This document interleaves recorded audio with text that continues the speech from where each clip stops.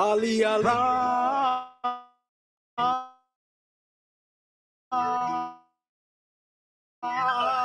Ali. Yeah. I praise Allah for these lessons. I'm striving to be the message, and I thank Allah for His blessings. Ali was the circle 7. I praise Allah for these lessons. I'm striving to be the message, and I thank Allah for His blessings. Ali was the circle 7. I praise Allah for these lessons. I'm striving to be the message, and I thank Allah for His blessings. Ali was the circle 7. I praise Allah for these lessons. I'm striving to be the message, and I thank Allah for His blessings. Ali was the circle 7. I praise Allah for these lessons. I'm striving to be the message, and I thank Allah for His blessings. Ali was the circle 7. I praise Allah for these lessons. I'm striving to be the message, and I thank Allah for His blessings. Ali was the circle 7.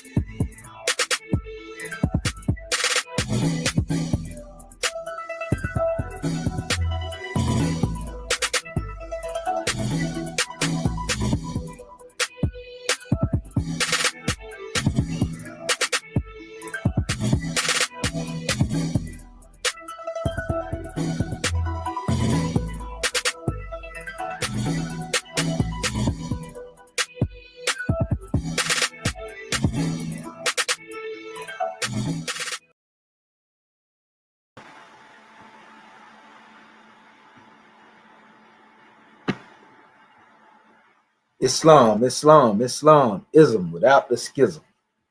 On a rise upon the 7 within the unbroken circle of justice, mercy, love, and right, and give all praises to the great God, Allah, Father God, Allah, and honors to His holy prophet, honors to our holy prophet, Noble Drew Ali, Al-Hajj, Sharif Abdul Ali, that is.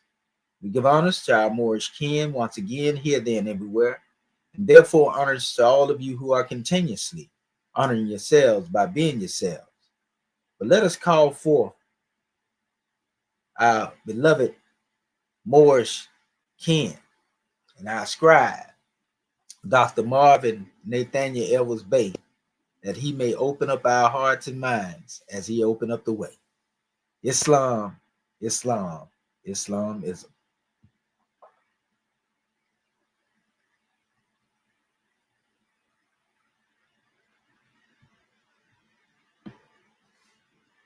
If you're speaking, Brother Marvin Edwards Bey, we can't hear you, brother.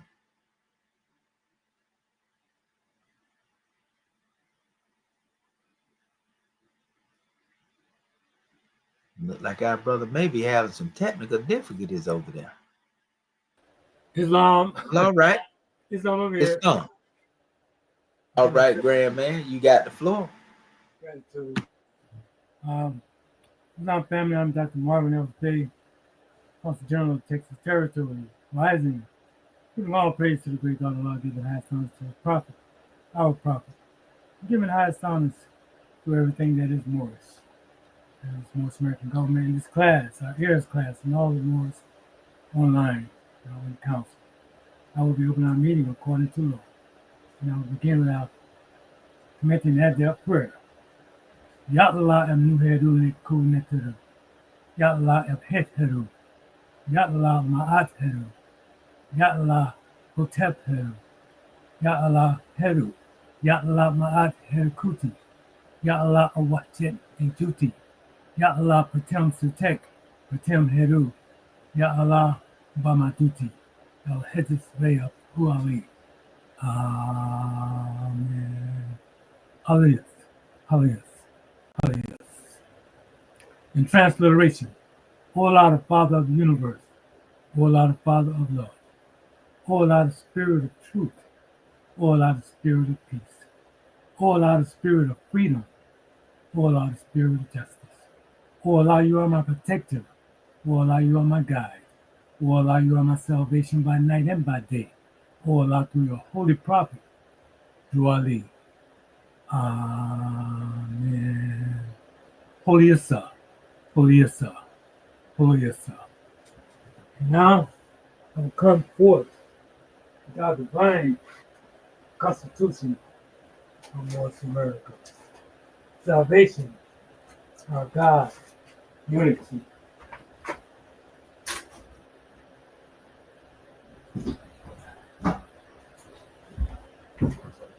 Body. The Divine Constitution of North America. Act 1. The Grand Sheik and the Chairman of North America are empowered to make law and enforce laws with the assistance of the Prophet and the Grand Body of North America. The Assistant Grand Sheik is to assist the Grand Sheik in all affairs if he lives according to love, truth, peace, freedom, and justice, and it is known before the citizens of North America. The bylaws. Act 2. All meetings are to be opened and closed promptly according to the Circle 7 and love, truth, peace, freedom, and justice. Friday is our holy day of rest because on a Friday the first man was formed in flesh, and on a Friday the first man departed out of flesh and ascended unto his Father God Allah. For that cause, Friday is the holy day for all Muslims all over the world. Act 3. Love, truth, peace, freedom, and justice must be proclaimed and practiced by all citizens of North America. No citizen is to put in danger or accuse falsely his brother or sister on any occasion at all that may harm his brother or sister because Allah is love. Act 4. All citizens must preserve these holy and divine laws, and all citizens must obey the laws of the government because by being a North American, you are a part and parcel of the government and must live the life accordingly. Act 5. No organization of North America is to cause any confusion or overthrow the laws and constitution of the said government, but to obey hereby. Act 6.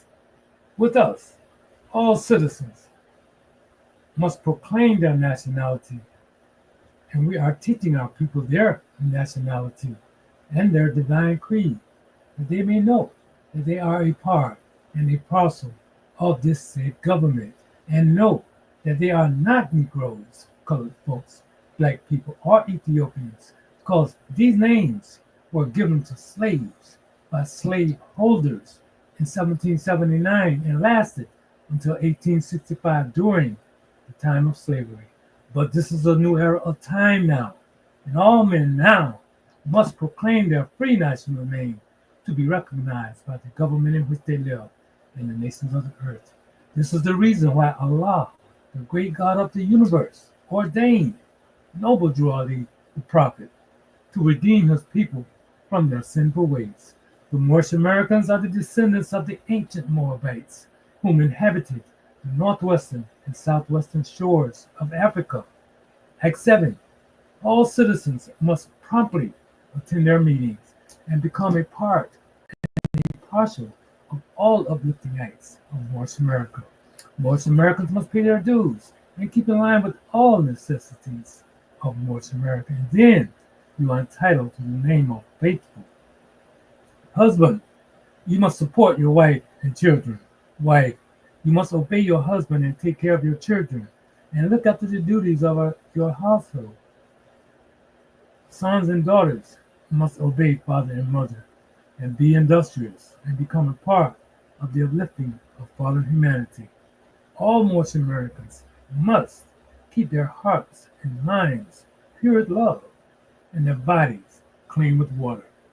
This divine covenant is from your holy prophet, Noble Drew Ali, through the guidance of his Father God Allah. Prophet Noble Drew Ali, peace and blessings be upon him, founding father and framer of the divine constitution and bylaws of North America. Now that this meeting has been opened according to Act 2, in love, truth, peace, and the Circle 7, in love, truth, peace, freedom, and justice. And now we'll hand the meeting over to our goddess, read our chapter of the week. Islam? Islam.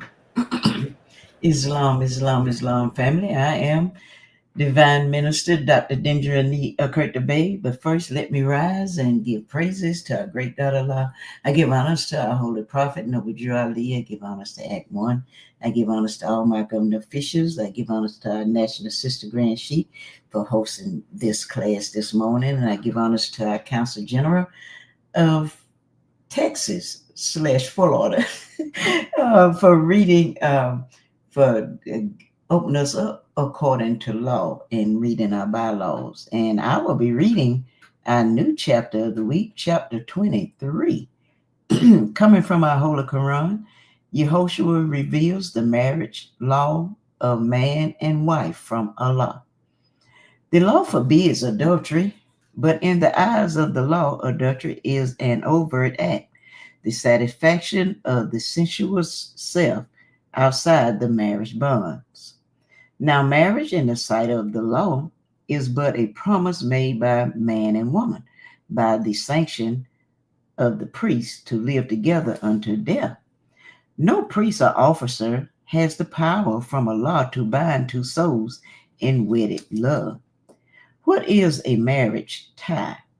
It is not what the priest may say or do. There's but one true marriage, and Allah alone can perform this marriage. It is the love of Allah that finds its way into the two, man and woman's hearts, and that is all ever to be. Your priest cannot cause this to be. It is the promise of the two that they will love each other until death. Is love a passion? Is love a passion that is subject to the will of man? Can man pick up his love as he would a gem and lay it down or give it out to anyone? Can love be bought and sold like sheep? Love is the power of Allah that binds two souls and makes them one. There is no power on earth that can dissolve this bond. The bodies may be forced apart by man or death for just a little time, but they will meet again. Now, in this bond of Allah, we find the marriage tie. All other unions are but bonds of straw, and they who live in them commit adultery. But more than this, the man or woman who indulges lustful thoughts commits adultery. Whom Allah has joined together, man cannot part. Whom man has joined together live in sin. But lo, I say that he who in the heart desires to possess that which is not his own is a thief in the sight of Allah. The thing which men see not with eyes of flesh are of more worth than the things that men can see. A good name is worth 1,000 times a mine of gold. And he who says a word or does a deed that injures or defames the name is a thief. Upon the table of the law we read, thou shalt not covet anything. To covet is an all-consuming wish to have anything that is not right for anyone to have. And such wish in the spirit of the law is theft. Islam. Thus I have read chapter 23 coming from our Holy Quran. And now we will turn everything back over to our host, our National Sister Grand Sheik. Islam.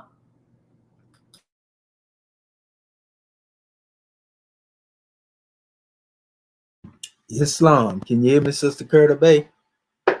Islam, I can hear you well. Gratitude.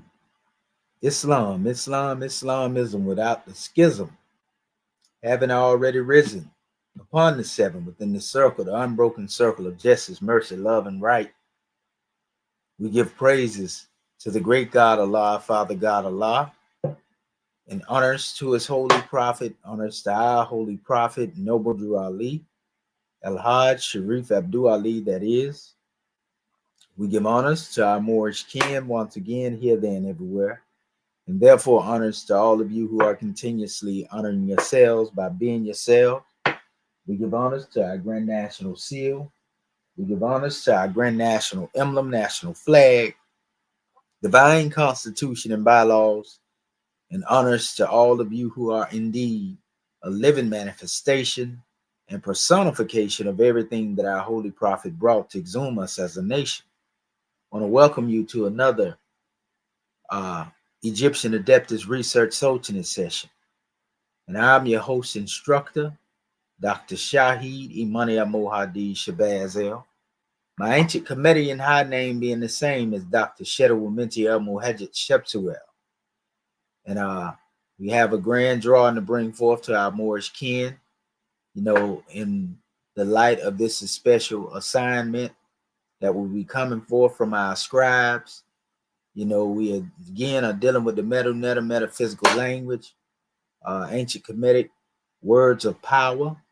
This is part 4, and this is a grand drawing, and you will know by the time we finish this class or this session why we have the banner that is flowing across the bottom of the screen. What does it mean that thoughts are things and thoughts are the DNA of the universe, containing the code that gives form to our physical life experience? Remember, thoughts manifest forms which manifest things. All right.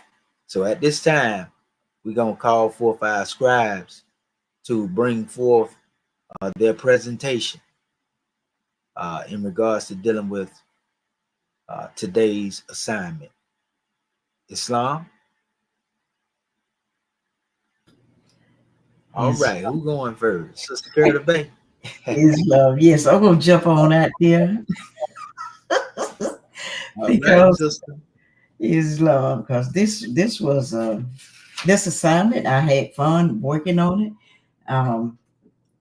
Somewhat challenging, but I am excited to present what I thought we was asked to do. And let me go ahead on and put up. Let me do this first. Share screen. Sharing. You are now about to witness the definition of more science. Okay, see, am I in there? There we go. Oh yeah, we got you in the queue. All right. Let me put my assignment up over there.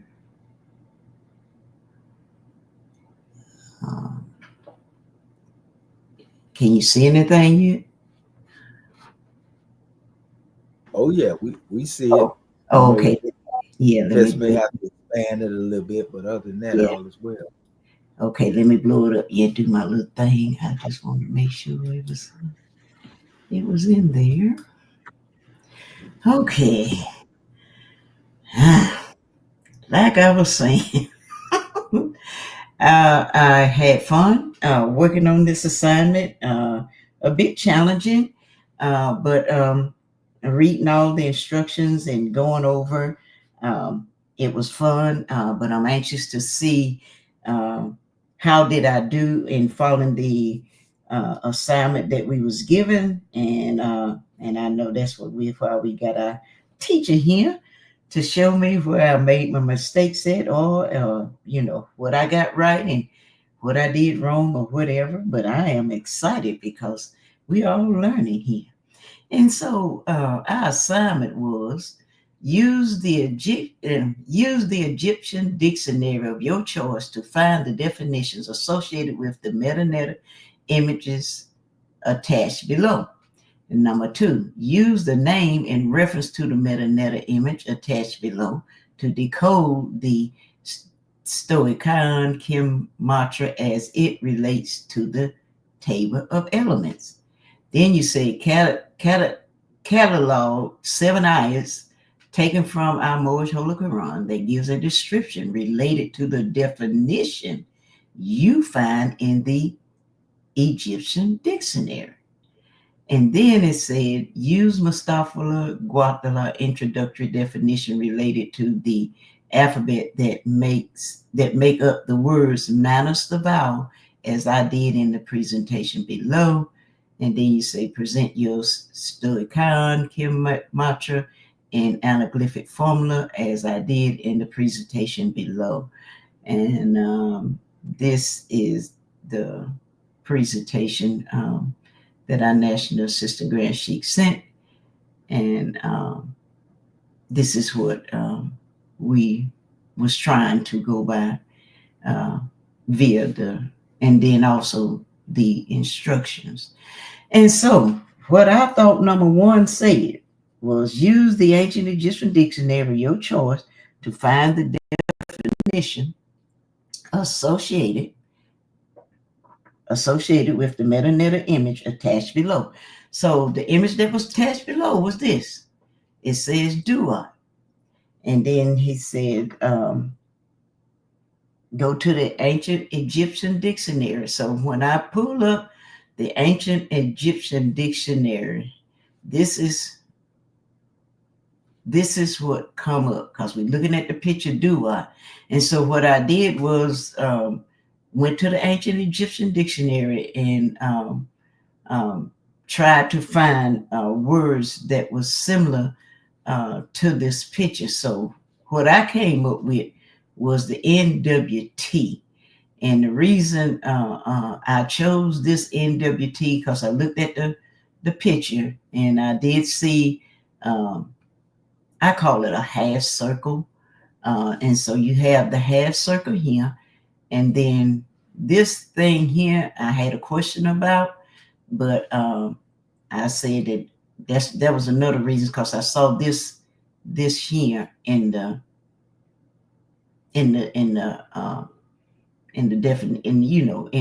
Egyptian dictionary. And so what that meant was, like I said, it come up with NWT, and then the meaning was Nut, sky, goddess, and the sky. And I also felt comfortable in using it because when I read in the hieroglyphic words of power about the duat, she did say that the sacred place of darkness, the hidden world of emptiness before fullness and light, is known as duat, the womb of the goddess Nut. So there again, that's why I chose this, because of the definition, because what she said in the book, in the hieroglyphic words of power. And then the next thing, I thought you meant to say, I thought it meant you say, use the name in reference to the metadata image attached below to decode the stoicheion Kemetic as it relates to the table of elements. So I thought you wanted us to do the NWT. I took the NWT. I found a element table, and I looked up the N in the element table, and this is what I have here. And so when I looked for the N, a single N, that came up with nitrogen. And so I looked up the W on that table. That came, that W was the tungsten, and that came up to 183. We don't mess with that little number behind the decimal. And then for the T, I couldn't find a single T on the table, so I went with the lowest number on the table, which was TI, and that was 47. All right, as I read in the book, it said that it said you had to find numbers. You had to break it down and find numbers 1 through what is going on here? 1 through 9. And so I looked up the N, and that became the 14. And so you can't use a number as 14. That's too high. So you have to break it down. And so what I did was I broke it down to 1 plus 4 equal 5. Then I think my mouse thing went out, y'all. Then I went to, let's see. Then I went to the W. And like I said, that W, that was 183. So you know that number is too large. So I broke that down, and I went to 100. I went 1 plus 8 plus 3 equals 12. Well, 12 is still too high. So I broke it down again and say 1 plus 2 equals 3. And so let me show. I think my mouse might be there. Okay, there you go. Might have to charge this thing up. And then I went to the T, which was 47, and I broke that down to 4 plus 7 equals 11. But 11 is too high. Then I broke it down again and say 1 plus 1 equals 2. All right. And then to find the element, I added all three of these. I added the 5, the 3, and the 2 together, which would have given me 10. But 10 is too high, so I broke it down to 1 plus 0 equals 1. And then when I go to Mustafa Watala's introduction definition related to the alphabet that make up the word minus the vowel, as I did in the presentation below. So I went to Mustafa's book, and the 1 stands for the A, which means alpha, the 1. And then the anaglyphic formula that I came up with was the N. This is the N here in the this is the way it looked in the metadata. And then the W is the little chick here. And then for the T, I chose this anaglyph in it. I chose this one for the T because you have several T's, so I just went with this one. And then for my Moorish Quran description related to the definition, I found an Egyptian dictionary which was talking about Newt in the sky. And after reading her what she had in there, I put the ayat from my Holy Quran. I chose, for carnal man want not the light, they love the dark. And when the light shines in the dark, they comprehend it not. And I said that because in the book, Hieroglyphic Words of Power, she talked about the meaning of that being the hidden world.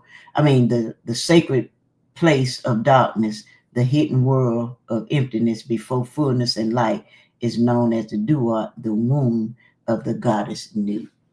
And so that's what I got from that first one. And if you want me to go ahead on, because I did all of them that way, God man, and if that's wrong, the rest of them gonna be wrong. So do you want me to continue, or do you want to straight me out on this one here? Well, scroll back up a little bit beyond the image. Uh-huh.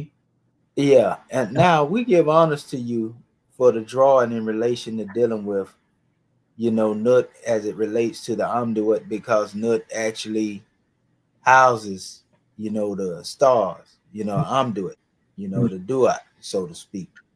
And we love your originality in the way that you broke this down. You kind of went overkill on the Nut, Okay. because I see you were matching more of the elemental letters to the word, and that would make it a little more complicated than you would have to. Okay. And we were looking more for you to give the definition of the duat itself, and then Okay. break each letter of duat down, like the D, the W or the U and the T. You see what I'm saying? Oh. Without the vowels. And then isolate that. So you had the concept, with your Uh-huh. math, the way you did it, Uh-huh. but you added too much on your plate. Let's just put it that way. So Okay, so it would have been more simpler if you would have just used the word duat and then use the D, the U, and the W and the T, either uh-huh. one, Uh-huh. and then isolate that into oneness like you did your gematria down here, Uh-huh. simplified it, and then gave the number. But you still did a good job with what you put here, Okay. because we can see where you were coming from. We can Okay, see let you me understood the assignment. There was just a slight off, and then go ahead, sister. yeah, this let me make sure I got this cause I love this. I love it. Okay, so I should have said instead of doing the NWT, I should have did the DUAT, right? Yeah, And because if then you go back, read the first instruction it's on the homework assignment. yes, they use the Egyptian dictionary, your choice, to find the definition associated with the meta image attached below. So the image that was attached below was that like I say my little The my do it. yeah was the dua, and You so see, and yeah when you created the NWT, even though there's a connection between the two, it wasn't a definition to the word do it. dua. Oh, okay, and You so know what I'm saying? So yes, like you created a whole nother measure for yourself that you didn't have to. okay, Which so you I should still did a good job though. yeah, Like cause I say, yeah, you yeah. did a good job, but like I say, you just wasn't dealing with the exact definition. Oh, okay, okay. So, like I say, so I should have went to the chart and did the Yeah. D, the U, the A, and the T. Well, like remember I said if you go there, I said minus the vowels. Oh, minus the Use the vowels. Mustafa Gadala's, methodology. Which you did use the regular mathematical code, but you just did it on a different word, is what I'm Yeah, saying. yeah. I'm trying to see what Instead word of doing what you did with Newt, you should have did with Dua do I? Okay, but without the vowel. without the A. Oh, You could without. have, yeah, it's more accurate without the A Oh, because okay. there wasn't no vowels in the Kemetic language, so to speak. And that's Right. why we use impurity, just use the actual word. So it could have been the U or W because they interchangeable with each other, you Okay. know. But Yeah. that's how you would have did it. But see, you did a whole different word. Oh, yeah. You Yes. know what I'm Yeah. saying? Yeah. I see what I'm. And then you went letter for letter, right? Uh-huh. And you matched the letters.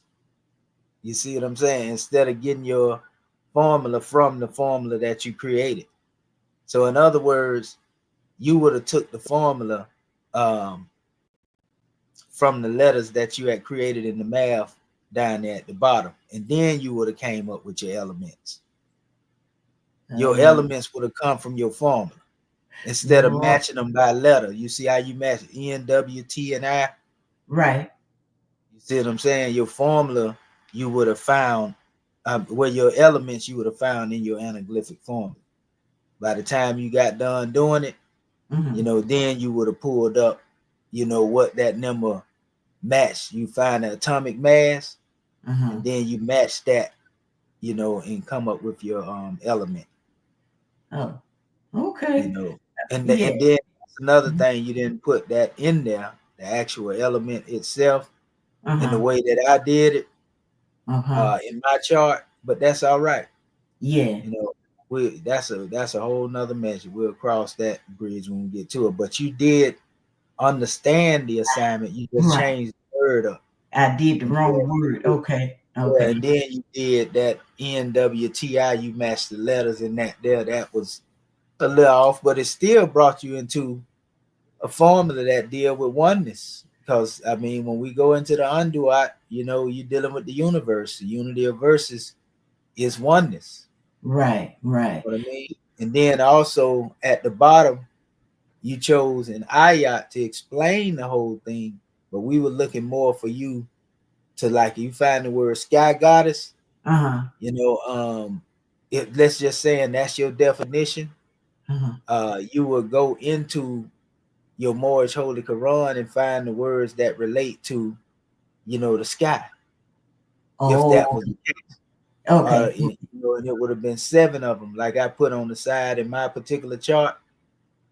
If you go and look at it, I Uh-huh. had the word that deal with, you know, pretty much infinite, Yeah, I see that. you know, and then I give all these definite, all those came from the Moorish Holy Quran. Ah, oh And my that's what I was goodness. trying to get you to do, because what it does, it builds up a lexicon, a Ah, definition, along with your formula. And if you notice, if you were to put it up there on the screen, put that up on the screen real quick, and we'll come back to your presentations, because I want to see everything else that you put out there, because that's grand. it's the That's grand. The same way thing. you did Okay, what you told me put up there? my example, the Oh. examples that I gave you, you got Yeah, them in your, yeah, right here. yeah, expand it a little bit. Uh, let me see. I don't think it. Let me see. Let me make it. It'll let you blow it up a little bit more, That's about just that's so they can see it. Okay, so that's. if you go across the top, top of that image, you see that up there? Uh-huh. It says Swa Majet. Oh, right here. Yeah. Okay. Yeah, and what the reason why you see that in hieratic is because we are showing. Remember, those symbols that are in that definition up under that. You know, if you look at them, put your arrow on it real quick beneath it, Right here. right there.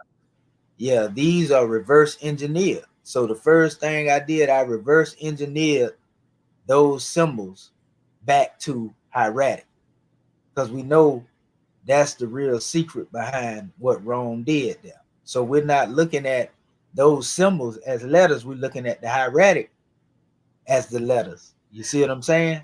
Okay, so you took this right here, so that would be this right here. Yeah, we reverse engineered it back into what it is. Remember, we showed how Oh, Champollion them pretty yeah. much hid the alphabet under symbols. Right. I So forgot. that's the first thing I did. I reverse engineered. I was letting it be known that I reverse engineered this word. See, in the definition, the word is SWAH, SWAT. Right. Majet is really, you know, let's just say an explanation of the word to a certain degree, because you know that last glyph is never, you know, really meant to be a part of it. It's to explain what's being said about the word, so to speak, right? Mm-hmm. We know that in the hieratic. Right. So the definition given in the dictionary means to make, to endure, to last, to stay in house, to lengthen life, to last long, right? Mm-hmm. Now you got Let's that say out. this is causative. Where you The got this same from? The Egyptian that day? that I just clipped it out of the Egyptian dictionary. Oh, okay. You know what I mean? The Yeah. one that I use, Okay. you know, which looked like it might be the one you used as well. Yeah. But it said it's causative.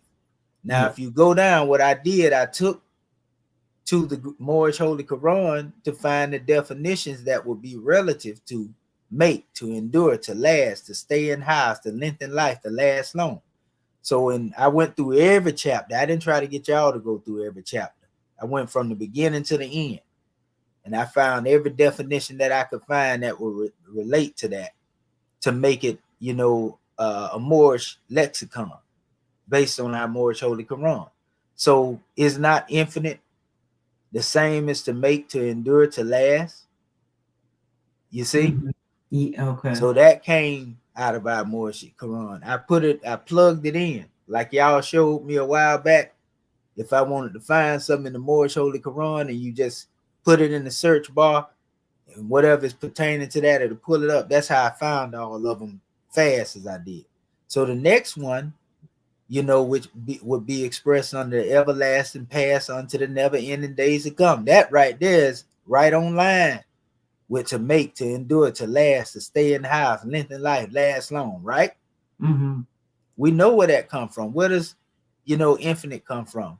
It comes from chapter 1. What does everlasting of the past and never ending days to come from? You know what I mean? Chapter 1. Everlasting life, you know, all that there. So I went into all these measures. All these come out of the Moorish Holy Quran. Everlasting retribution, everlasting gospel, a seed of everlasting life, boundless power, boundless space, vast estate, a long time, tarry long, a long ago. So in other words, Well, the definition of swat means to make, to endure, to stay in the house. When we go into the Morse lexicon of it, swat would be infinite. It will be everlasting of the past, never ending days to come, everlasting life, everlasting. You see how we expand the definition? Mm-hmm. Okay. You see? And so when we deal with the root of the swat, we found that the A and the H, goes into the root of the word. And so that's where we went into the gematria. You see, we have AH, and then, the W is brought forth, but this is after we broke down the anaglyphic formula. You see, because you see the S, then you see the little new symbol, W, E, then we see the I, and we see he. Yeah. Okay. You see? Uh-huh. And so this is where we was able to break down, the concept of, the A, H, and the W. We isolated each one of them, like we did above, and then we broke it down with Mustafa Gadala's letters. So the A and the H represented the alpha, the all in the one. The Right. H itself, the A represented the all in the one. The H represented divine infusion. Right. And then the W up top we had as a representation, of connectivity between the upper and lower realms. And all of that is coming out of the formula itself. And then we went into the breakdowns, of the anaglyphic formula, as it relates to going into the numbers, the 4 and the 3. And if you go into the atomic mass outside it, you can see a 7 if you were to add them two. We never really add that number at the top though. It's 9, 10, 11, 12, 13, 14, 15. You see the 0.9, the 9 point, the 9 there in the bottom. I can't blow that up. In the atomic structure, you see that? Atomic structure, yeah, I see it. 9. Atomic mass, yeah. And 9 plus 6 is what? 15, right? Right. And from that 15, in the atomic mass, when we added that together, 1 and 5 represented the letters again. You see it? A, H, and then the W. In Mustafa Gadala's thing. Okay. That's where we got the letters from. You see what I'm saying? Yeah. But them letters went to the root of the word automatically. Okay. So the math pretty much manifested the root of the word swat. That's a powerful demonstration in and of itself. Right. You see what I'm saying? The medjet is just there. That's just a scroll. Right. So you didn't have to really do nothing with that. Right. I just put that on the side, for the sake of putting it there. But the formula, like I said, if you look at it, it looked more like a musical sequence. The Sewi Ahe. You see? That's what it looks like. It looks also like a formula. Right. That's why we called it an anaglyphic formula.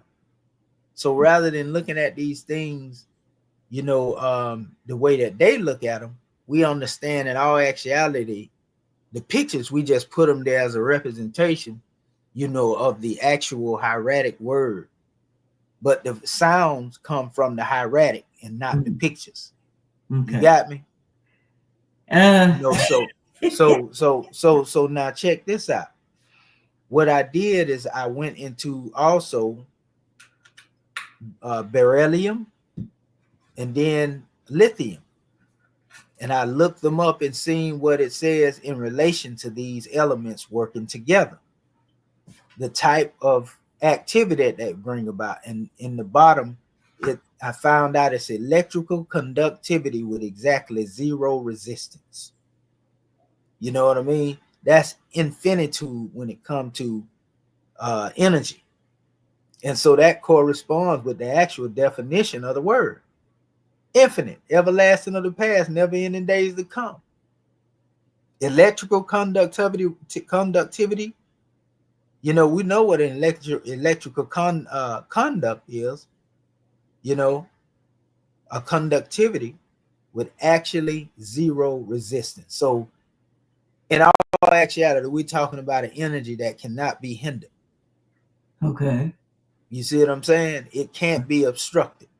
Right. So if we look at the definition that was given by Moorish Holy Quran, that's infinite energy. That's everlasting energy of the past, you know, until the never ending days to come. That's everlasting life. Mm-hmm. You can't hinder that. That's everlasting retribution. You can't hinder that. Everlasting gospel. You can't hinder that. You know, a seed of everlasting life.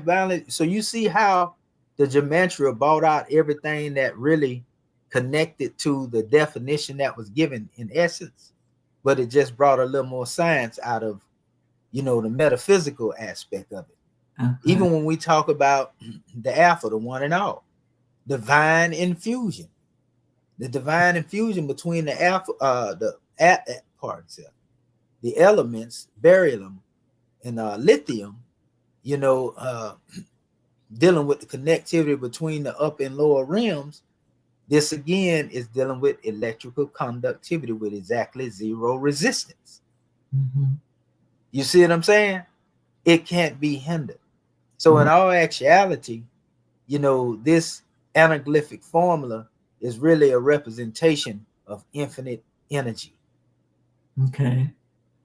So now that we have this knowledge, now with the vibration of these sounds, if we utilize them properly with the proper intent, we can activate the ethers as it relates to infinite energy. Okay. We can unlock, you know, this formula, you know, to where it actually is able to be utilized in real time when it comes to Heka. You know how we make sounds, right, and we recite a particular word. We are really manifesting the power in the word right now. We did that by decoding, you know, the gematria. mm-hmm. You see what I'm saying? So Okay. this is where the words become power, hieroglyphic words of power. Okay. Islam, Islam. you know, and it's the same down here now. You know, a similar formula with the one at the bottom. Only thing we did here though is we focus more on the God code. Okay. You see, I can't see. You don't have it all the way open up. Well, you can't expand it more. I can. I got. What I do. I wait until you go through your thing, and then I come back to it and go further into it and show you. I did the same thing, but just, you know, added a little more theatrics on to this right here. But if you look, you can still see the formulas that are in there. Okay. You know, the hey, the ah, the ya, and so forth and so on. But we'll get to that in a second. Yeah. Okay. Good gracious. You see, I didn't get out. Yeah, it's all right though. It's all right. It's all Yeah. right. Yeah, because I No, sure but didn't get all that from these instructions here. I was like, oh my goodness. yeah, well, you know, when I asked for the Mustafa Gadala portion, okay, let's go point by point. Mention the first point, and I'm gonna point it out to you. You want me to go back up to my Yeah, you can go right there. Scroll back. Scroll back. Right. Yeah, go to number one. You can actually have it the way you show it. Right there. Stop right there. Yeah. Okay. It Yeah. said use the dictionary of your choice to find definitions associated with the metadata images attached below. And you already know your images you have. Yes. You know, then you was gonna find that definition that's at the top. That's where you got it from. You did that right. But the only difference is you didn't use the word duat. You used nut. Right. You understand where I'm coming from? Yeah.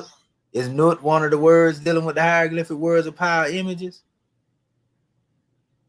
No. No. Okay. No. No.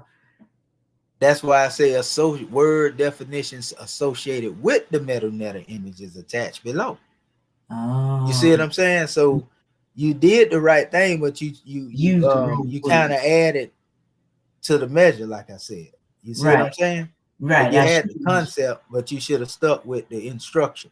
Right. Right. I should have Because I used. did Yeah. the Okay. exact definition there. You see, you was more like freestyling to a certain degree. But it's all right. It's all right. It's all right. That's why we got the class. Yeah. You know, Yeah. Cause but now watch this. It uh-huh. says use the name and reference to the meta images attached below to decode the stoicheion commentary as it relates to the table of elements. Now you went into the decoding process, but you were decoding a word that wasn't dealing with the images I gave. You see what Right. I'm saying? Yeah, I should have been decoding duat, the D-U-A-T. Well, I There know you go. what D-U-T then, right? Because you say take the That's violin. right. That's Yes, right. I should That's have been. right. Woo, good gracious. Yes, See, yes, yes. I you got it. know, Mm, but when you look down into it though, once you did that and got your math together, mm-hmm.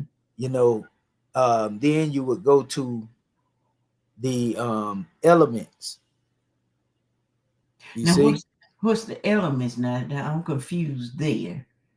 the ones you use, but you just used it the wrong way. You Yeah. used the letter. You compared the letters instead of going into the math of them, like I did at the bottom, Uh-huh. and added them together, and then they would have brought a root out to you, like I showed you. When you added the 1 and the 5, like I added 1 and 5 after I got Mm-hmm. 15 from 9 plus 6, and Mm-hmm. then it manifests the AHW, and then you Mm-hmm. use the AHW again to go into Mustafa Gadala's book.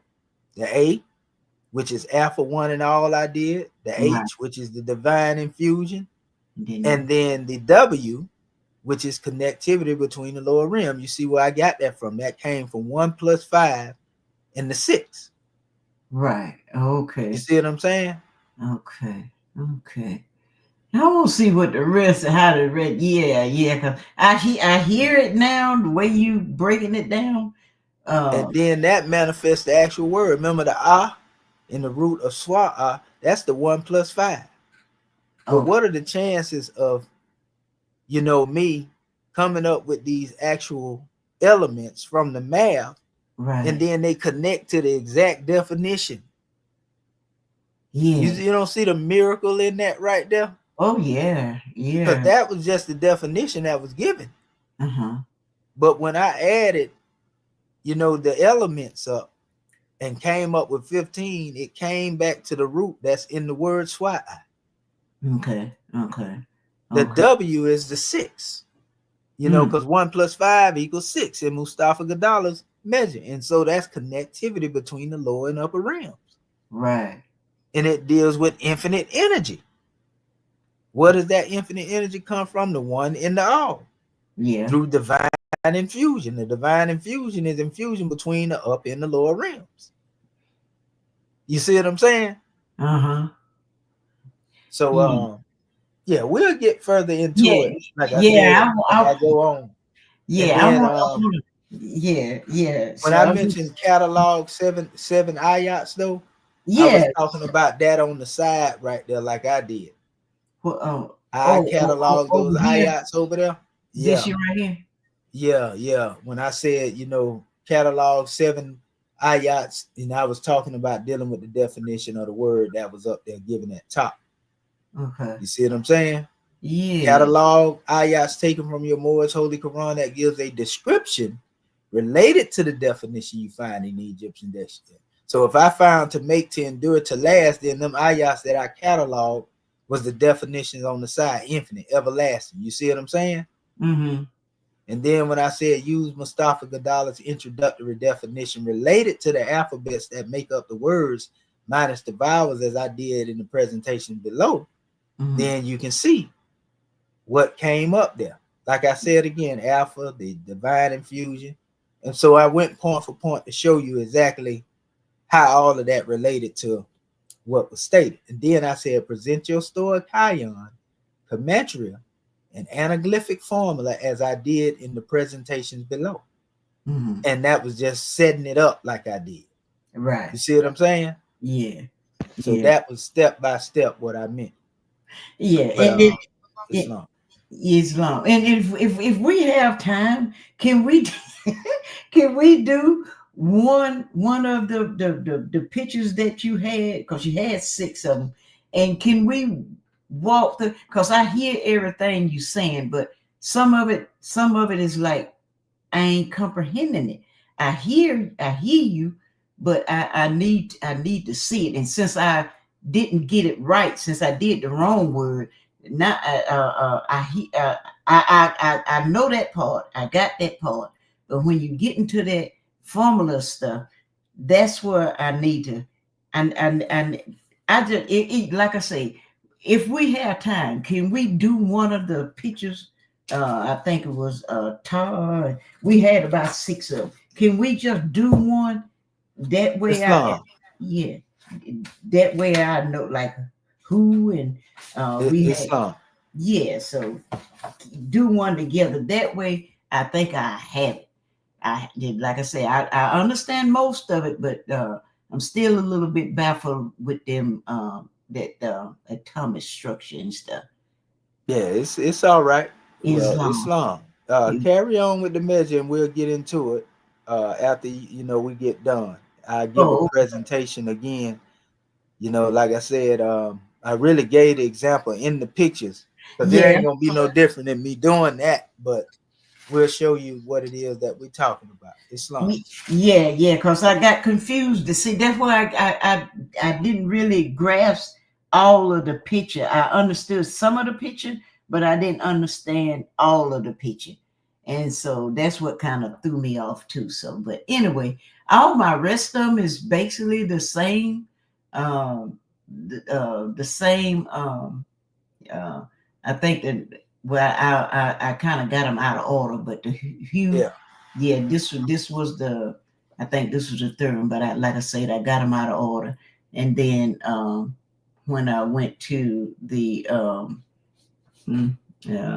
don't know how to make that. I got that blowed up too far. Maybe take it down a little Down a bit. little bit. Yeah, Yeah, they. and see how you did it again. Yeah, No big deal. No big deal on that.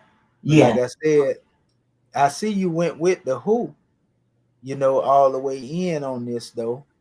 Don't look like you changed the definition on that one too much, other than just showing the word that you found who. Uh-huh. Mm-hmm. And you heard me talk about that a few times, but Yeah. actually it's who he. Who he, And yeah. I see automatically it will bring some type of math out of there. So we see covenant rule and orderly plan. Scroll up a little bit, the This holy way. breath of truth, and see I can see exactly where you coming from with that. The holy breath, because who is holy breath? Is that Right. which was, is, and evermore shall be. Like I say, you had the concept, but then when you added the H and the W by letter, Uh-huh. you were matching them by letter instead of by the number. About a But you number. still came up with some geometry out of that because you took the numbers at the bottom and then added them together.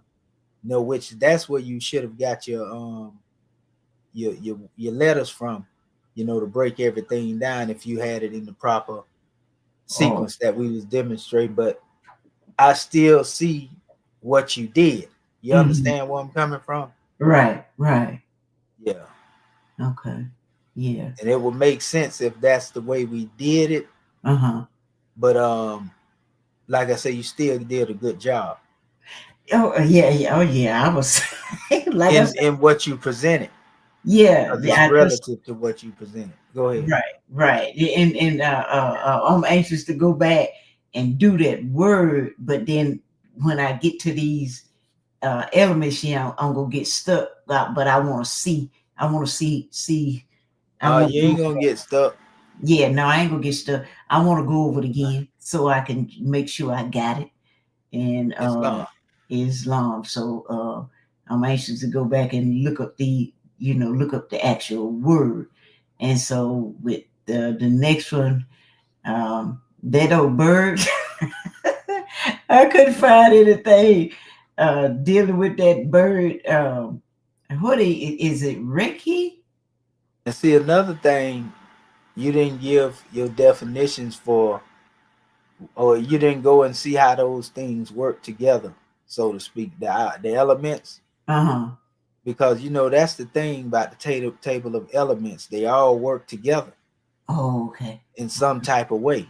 combinations of them anyway. Okay. You see what I'm saying? And if Okay. you would have seen, and I see how you put the IPT and the I in there, grand drawing on that particular measure. You know what I mean? By coming up with that expression. Mm-hmm. However, how does iodine complement phosphorus? What happened when they come together? Oh, That's the science behind the measure. Like I did, I went and actually seen how beryllium and lithium react with each other, and that's how I came up with the zero resistance thing. That mm-hmm. information came from me doing the research. You see what I'm saying? So No. you were supposed to go and do the research on the iodine, the phosphorus, the titanium, and see how these things work together. I'm saying if we was doing it that way. But we wasn't really matching the letters up to the number. Well, whatever elements came out of your math, because that's where you're supposed to got your elements from, your math. Okay. You see, Uh-huh. and that comes from the letters. But I see the way you broke it down, and you had the proper context of reducing them numbers. You did Right. that right. If that would have been it, Yeah. you just did it based on a different methodology. Right. You get what I'm saying? Yeah. So you Yeah. had the right concept.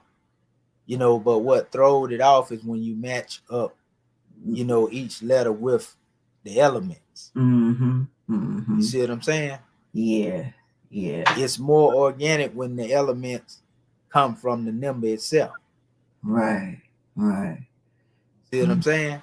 And Uh-huh. then you had the right of cleansing. Go ahead, right there when you were showing what rec mean and show why you chose that. The right of cleansing is a preparation right, and they who thus are cleansed compromise the temple of purity. Uh-huh. What made you choose that? Give Oh. your explanation, your exegesis on that. Oh. Because after reading in the hieroglyphic in the hieroglyphic words of power, she was talking about how that symbol was in the temple of Karnak, and how the hieroglyph, how it signifies the people in adoration, and things of that nature. And so I just thought about temple, being in the temple, doing the what else did I see?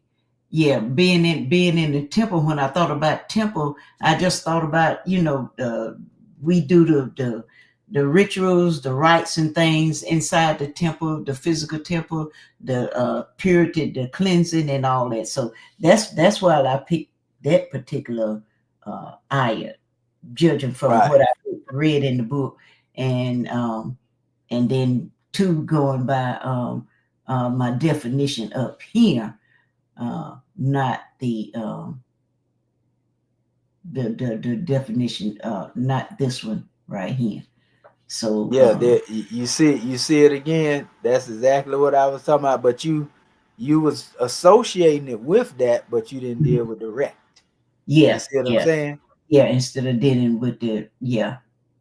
So like I say, you was doing it, but you was creating more work really for yourself, right, right, right. not knowing it, so to speak. But you had the right concept with Yeah. decoding the geometry. Okay. Okay. You know what I mean? And then when you went to the letters, I see you went to it. You understood the assignment when it had to do with, okay, yeah, this is divine infusion. Uh-huh. You see, Yeah. but it's a different route. That's how you was really gonna find your gematria on a whole nother level. But go ahead to your next formula. Okay. Because this Uh, is this is a grand draw, and I like the way you was demonstrating. You definitely wasn't far out there in the water, so to speak.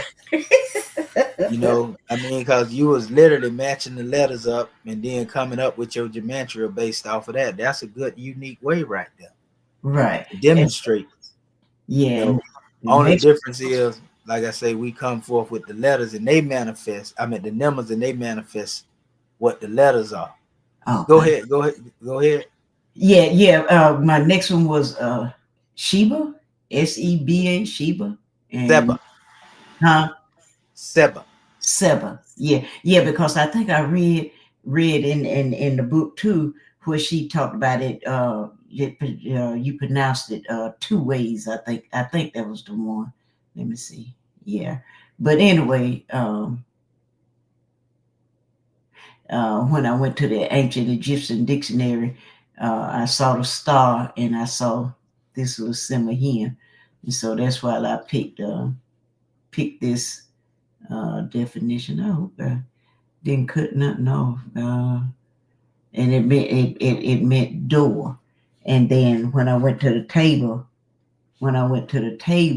I looked up the S, the B, and the A. And then I looked at the numbers, and of course, you see how I did the same way, how I did the numbers, the 32, the 10, and the 26. And Your main number matched up with the Unicode code. 14. 14, yep. I didn't even Yeah. pay that no attention. Yep. You're looking at it. And then when it come up to 14, where we know we had to break that down again, and uh, uh, the 4 plus the 1 equals the 5, and let me see. Seems like I'm missing something. I don't know.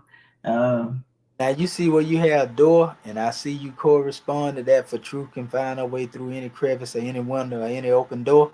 huh.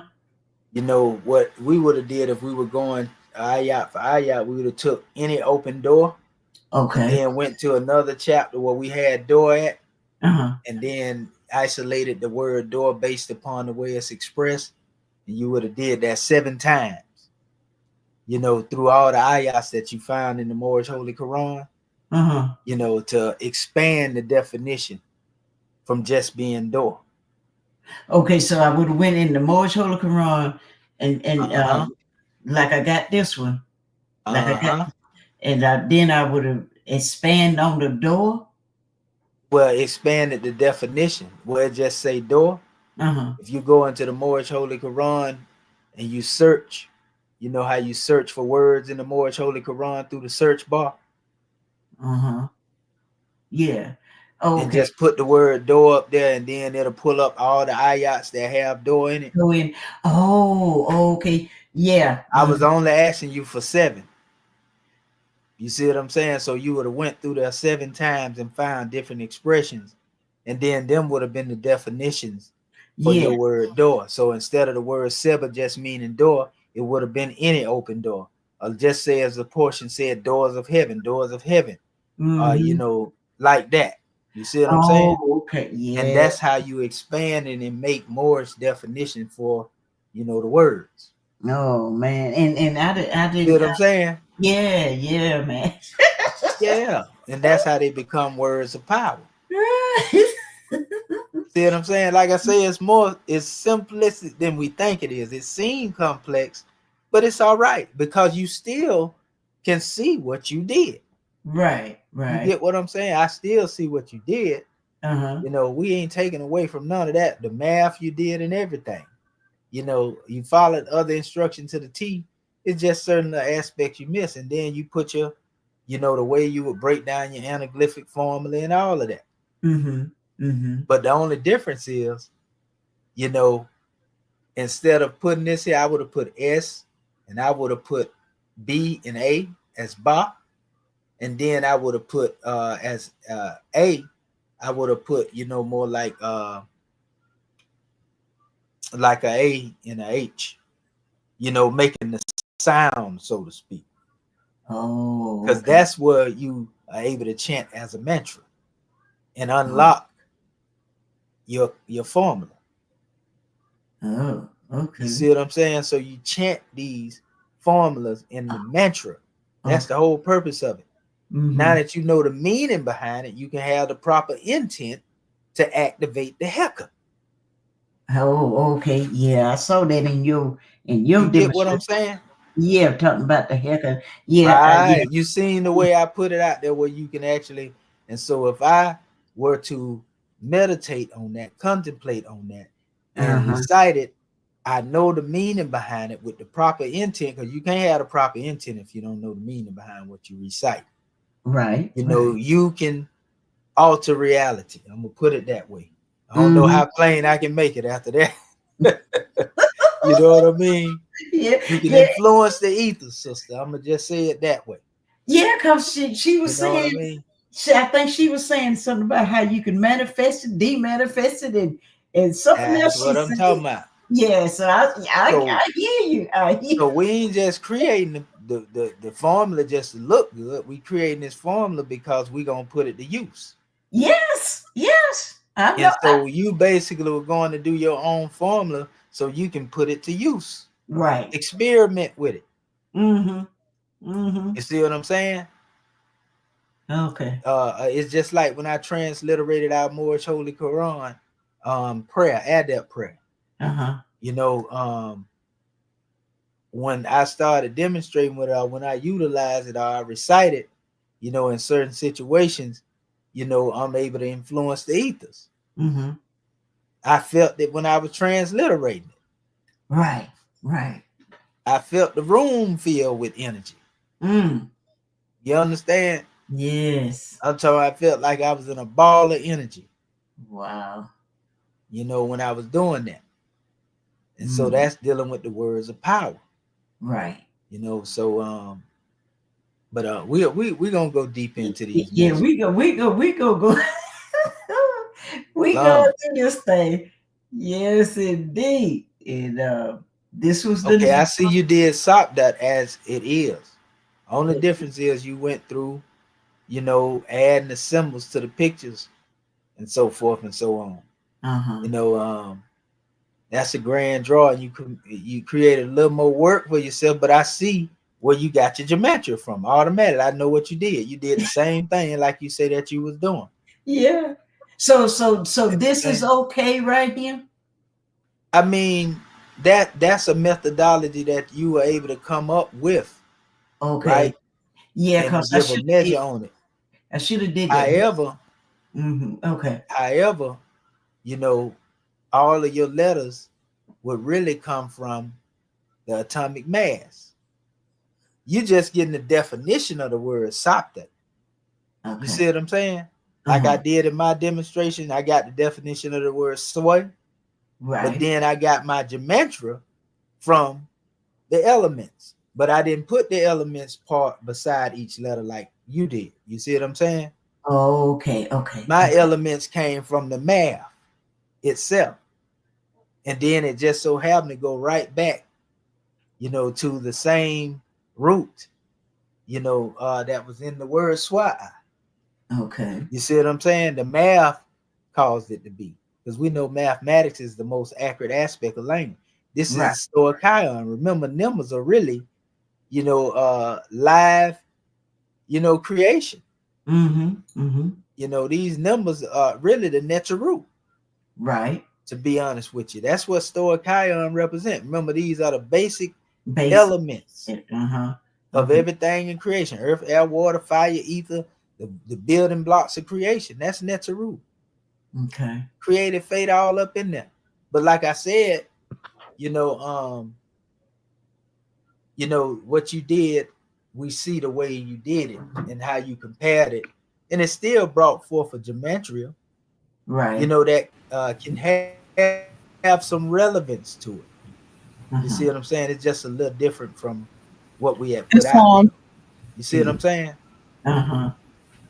It got Go us. ahead, Grand Secretary of State. Yeah, I have to ask this question. Pardon self, because Go ahead, Grand we Secretary. work together. So my question is, instead of like the SPDT, okay, and Mm-hmm. you pull the SP, the D, and the T from the periodic chart, and you Mm-hmm. said that we should have reversed it. So where are you getting the numbers um, from the SPD? What is the next step as opposed to pulling the elements from SPDT, what should the next step have been? You see what I'm saying as far as the numbers part, and then get the element. Remember when I said you get the definition from the words that we have, right? Yes. The words we have, like the Sirius or star, for example. Yes. So now you would go into the Moorish Holy Quran, if you were dealing with words, and this is dealing with all the 7 definitions. I'm gonna get into the gematria in a minute. The words would be, just say you would put solar star, because that's in chapter of our Moorish Holy Quran, chapter 1, right? Uh-huh. Another definition you could say is day star on high. Okay. Morning star. Mm-hmm. All of them would be good definitions to pile up from our Moorish Holy Quran, different ayats to deal with the word definitions, right? Okay. However, the mathematics of the particular drawing, that we were getting into, is dealing more with the once you add up the elements, and the elements actually coming from like I showed you before, the math, in the words. Like if you pull back up the chart that I was just showing you, scroll back down, because that's the best example for me to use rather than explain it. Go back to my chart. Your chart, okay. Okay, now blow it up again, Sister Dendra, to 400. Okay. The highest that you can. Okay. Hit fit width and see what. Well, that's good. Don't worry about it. Okay. It's all right. Okay. It's all right. Okay. And so remember, I was able to go into, if you go down here into the formula, I added 9. You see, you can't really see it. What is it? It's so small. On the BE. Oh, under the I see the atomic number. Yeah, I can't make it. And then the other is 6 up here, right? Under the atomic structure. Yeah. Right? And now, once you added that how together, did you get that? Why did you get that? Yeah. Right. You say, how did I get the atomic formula? Yeah, why did you choose? Right. It came from the root of the word up here. The root of the word, which word? Yeah, and swat. AHW. Yeah. And then once I added these two together, the atomic structure, the W is just 6 at the end, by the way. If you wonder where the W come from. Because it's 1 + 5 + 6. You see what I'm saying? 1 + 5 = 6, right? 1 + 5, it says equals 6. Okay. Yeah, but that's the root. You went from SWAH, right? That's right. To the AHW. How did you know the AHW was the root? The number manifested it to me. Look, see it right here. Check it out. This is what I'm saying. When I chose the the elements in the periodic table, 9 + 6 is what? 15. So 1 represents in Mustafa Gadala's chart what? The alpha, the one. The A. Yeah, the A. Right? And then the 5 represents what? H, right? H. Yeah. Now when I add that together, that's the AH, right? Yeah. 1 + 5 = 6, right? Yeah. And then the 6 is the W. So that's how I got all of that coming from the root, so to speak. That's just what the elements manifest. It didn't manifest the whole of the SWH. It manifests the root, the AH in the WH. You see what I'm saying? What I did is just showed the full formula in the letters in the anaglyphic portion of it, where I put the S, the W, the H, and the hair is not even in there to that extent, but I used the root of what came out of the formula, so to speak, meaning it connected to it automatically. And it just so happened to be that this root of this word ended up expressing the electrical conductivity. That meaning I did the research on what beryllium and lithium would do if they was infused with each other. You see what I'm saying? How would these things react? Like I Googled it. You see what I'm saying? What would be the reaction between these two? And it says electrical conductivity with exactly 0 resistance, which represents infinity.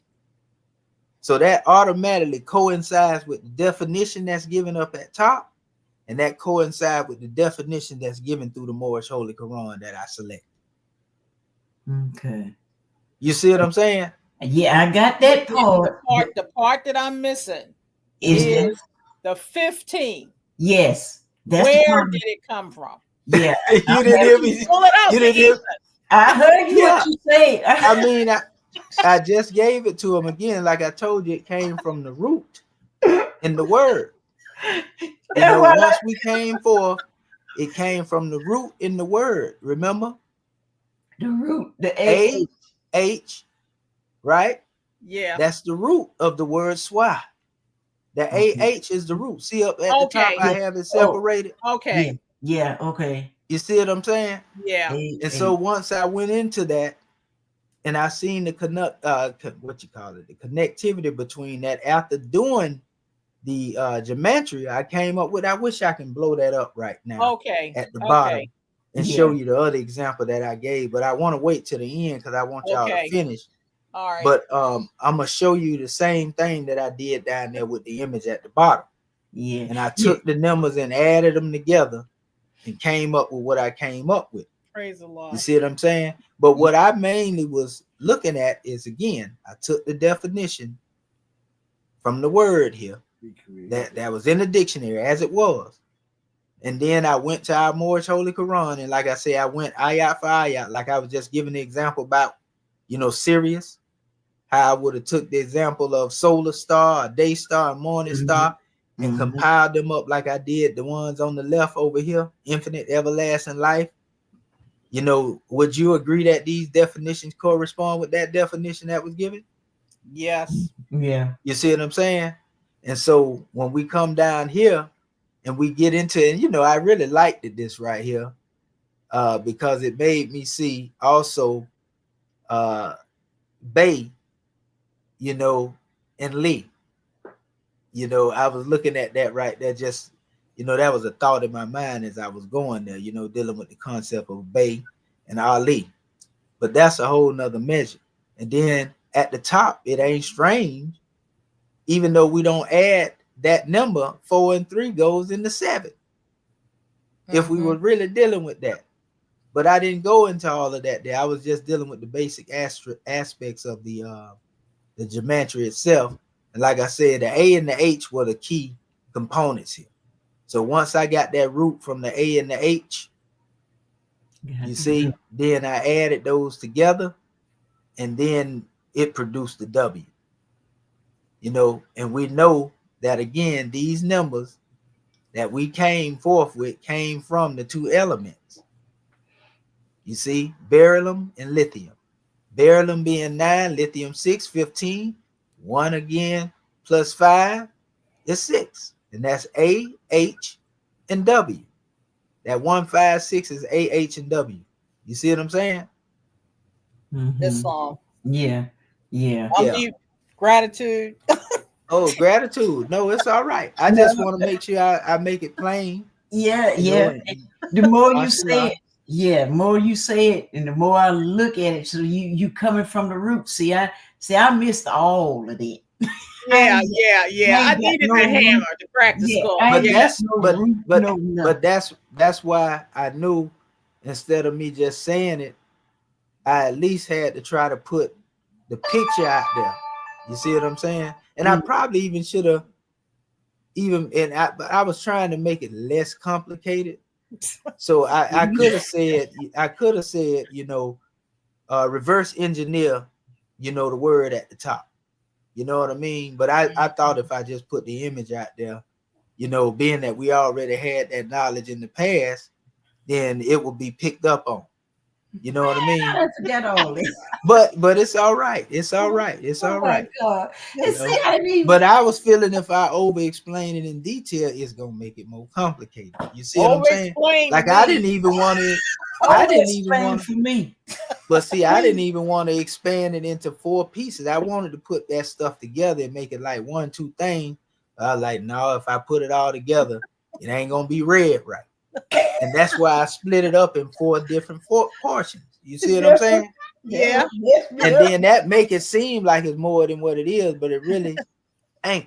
You see what I'm saying? It was. I looked at all that. I said, "Oh Lord, help us!" I started to quit. Yeah. Look, I had strands of hair left. Okay. But Dr. Shaheed, going back. See, I ain't even know nothing about. Yeah, that's why I said, you know, if I'd have said that, I was feeling like I would have, because it would make, oh, we dealing with the heretic, we got to reverse it, you know, and I was thinking that gonna make our people go way. Oh no, that's why I didn't go all into that. I was like, well, let me slide this in there and they'll pick up on it. You know what I mean? I was looking for the neurons to fire up. Yo, they fired When up. I said, if you look at the last thing that I said, look at what it said. What was the last portion? Didn't have a number beside it. Present your stoic Kion commentary in an anaglyphic formula as I did in the presentation below. And I was expecting that y'all were gonna say, okay, well, let me do exactly, you know, how he went into it. You see what I'm saying? I mean, do it read that way? I mean, I could be wrong. What did that sound like to y'all when I said present your gematria, your anaglyphic formula as I did in the presentation below? Go to that blueprint and do whatever's in that blueprint. Do it. There you go. Okay, I was just trying to make sure I don't want nobody to beat my wonder pains.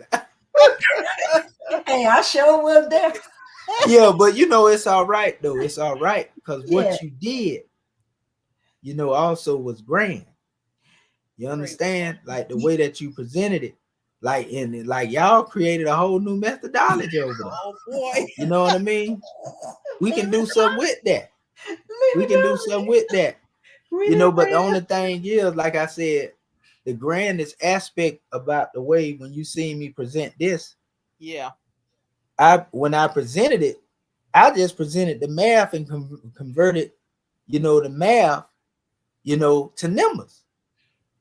I mean, converted the math to letters, pardon self. And when I converted the math to letters, it just so happened to be that it coincides mathematically after the conversion with the actual definitions. And that's the powerful aspect. The way that you did it though was leaving out the European remix, right? That's what I'm talking about. Okay. You see what I'm saying? Yeah. So okay, I see what they saying.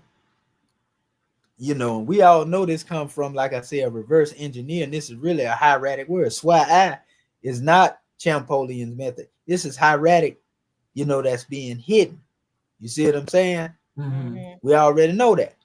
So once I went over there and I looked at our Moorish definition, so I say, now this is the definition of the word swai. Infinite, everlasting of the past that never ending days gone. Everlasting, you see what I'm saying? So these are the Moorish definitions that are given. You know, and then, like I say, the actual anaglyphic formula and the way that it is sounded out, as opposed to just being, you know, a letter in the aspect. These are really, you can really call it like almost like musical metaneta, if you want to call it. You understand the way it's expressed in that formula right there. And if one were to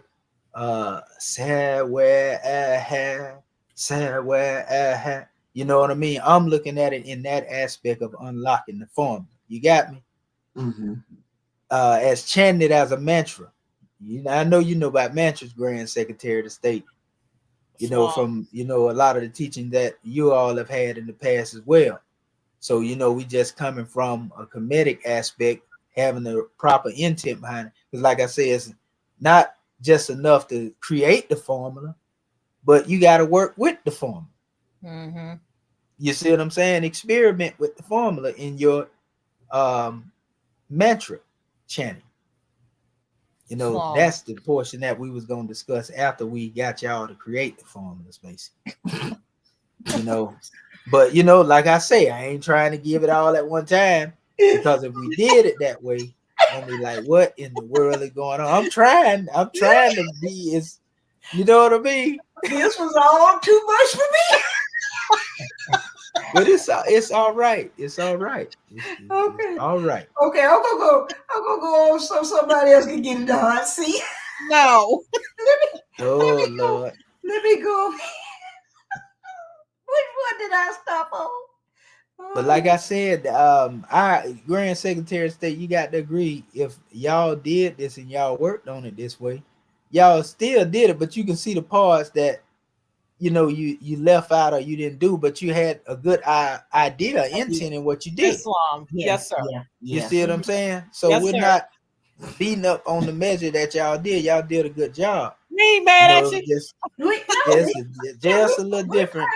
A little different right here. Like, because for example, you see how you went straight to Tamir, Egypt. You seen Ta.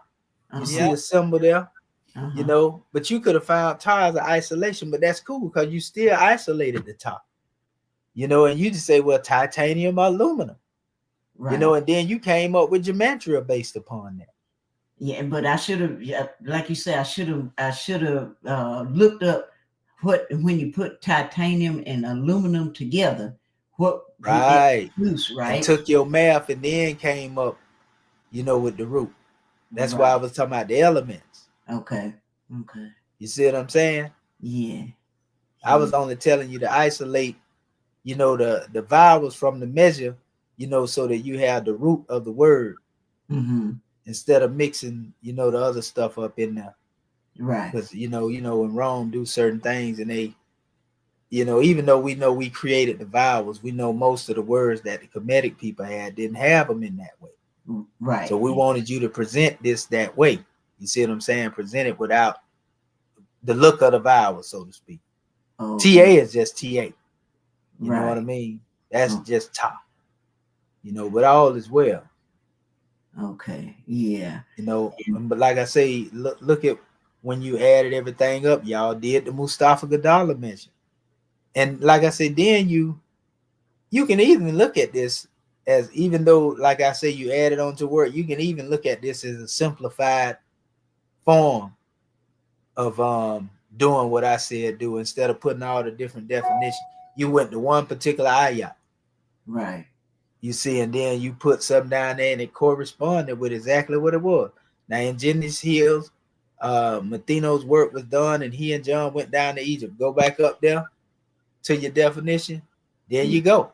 Egypt, yeah, that's why I picked. See what I'm saying? So I seen where you were going. Well, now when we go back up, scroll back to that definition in Genesis, well, okay, there you go. We have Egypt there, right?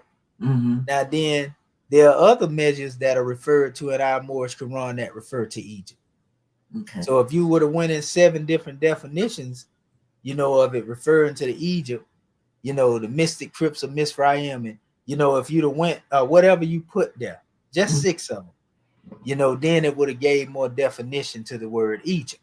It would have expanded the definition. You pretty much building up a lexicon. Okay, so I would have pulled from up our Moorish Holy Quran, basically. Yeah, so I would have pulled up that dictionary on the computer, then plugged it in that search and plugged in Egypt, and then see how many places Egypt came up in. Your circle 7. In your circle 7. Yeah. Okay. Wait a minute. Now say that again. In other words, the definitions that have to do with Egypt would have come from your circle 7. Okay. All you got to do is find every place in your circle 7 that referred to Egypt. Oh, okay. And you can expand the definitions. Okay. And they will be Moorish definitions instead of the European definition. Oh, okay. Okay. Like this would have been one of them. But you would have put, maybe just Egypt here. Okay. Without adding all the other aspects of that come before it, and then you go to another portion, and then you would determine by definition of the word Egypt the way it was used, and you would add that into your lexicon. That's why I say catalog them.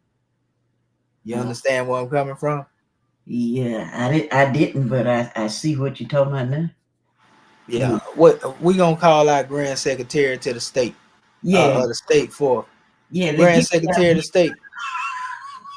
Let me get up out of here. No. Hold up. I don't want you off the I don't want you to get down yet.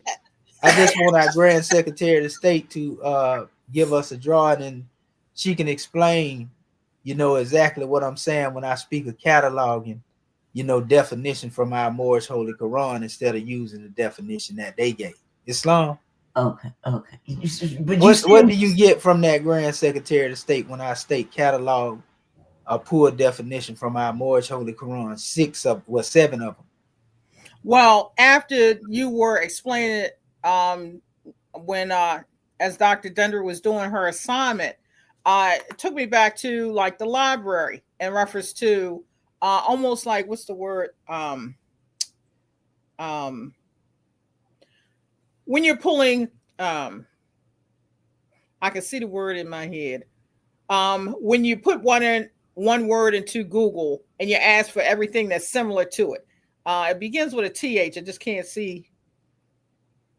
Yeah, in essence, everything that's similar or has something to do with that particular word. I know exactly what you're saying because you had it in your plate number 1. Like infinite, Exactly. everlasting, long lasting, forever. That kind of thing. Right. And all that came from our Moorish Holy Quran. I didn't make that up. You see what I'm saying? But and you so I plugged was it saying into something, it expands. Yeah, So into the Moorish SARS. Holy The SARS into is the the Moorish word I Holy want. thesaurus. That's Yeah. exactly what it is. Okay. Almost like a Moorish thesaurus. That's Okay. exactly what we're getting at. So that's all we are doing with that aspect. But like I say, it still was a good job that was done with what you did because it was relative to what you pulled up. Right. You know what I mean? You wasn't wrong in the way that you pulled it up. Like I said, you just used a different methodology. Right. You understand? And that's Yeah. not bad. Yeah. It ain't bad. It ain't bad. Yeah. It's a good thing. Yeah. Yeah. We can actually use that as a methodology, Okay. to a certain degree. You know what I mean? Yeah. We can use that as one form in dealing with the gematria, and we can use the form that I did in one form. Right. Because even between the two charts, I use 2 different forms, but also the same form.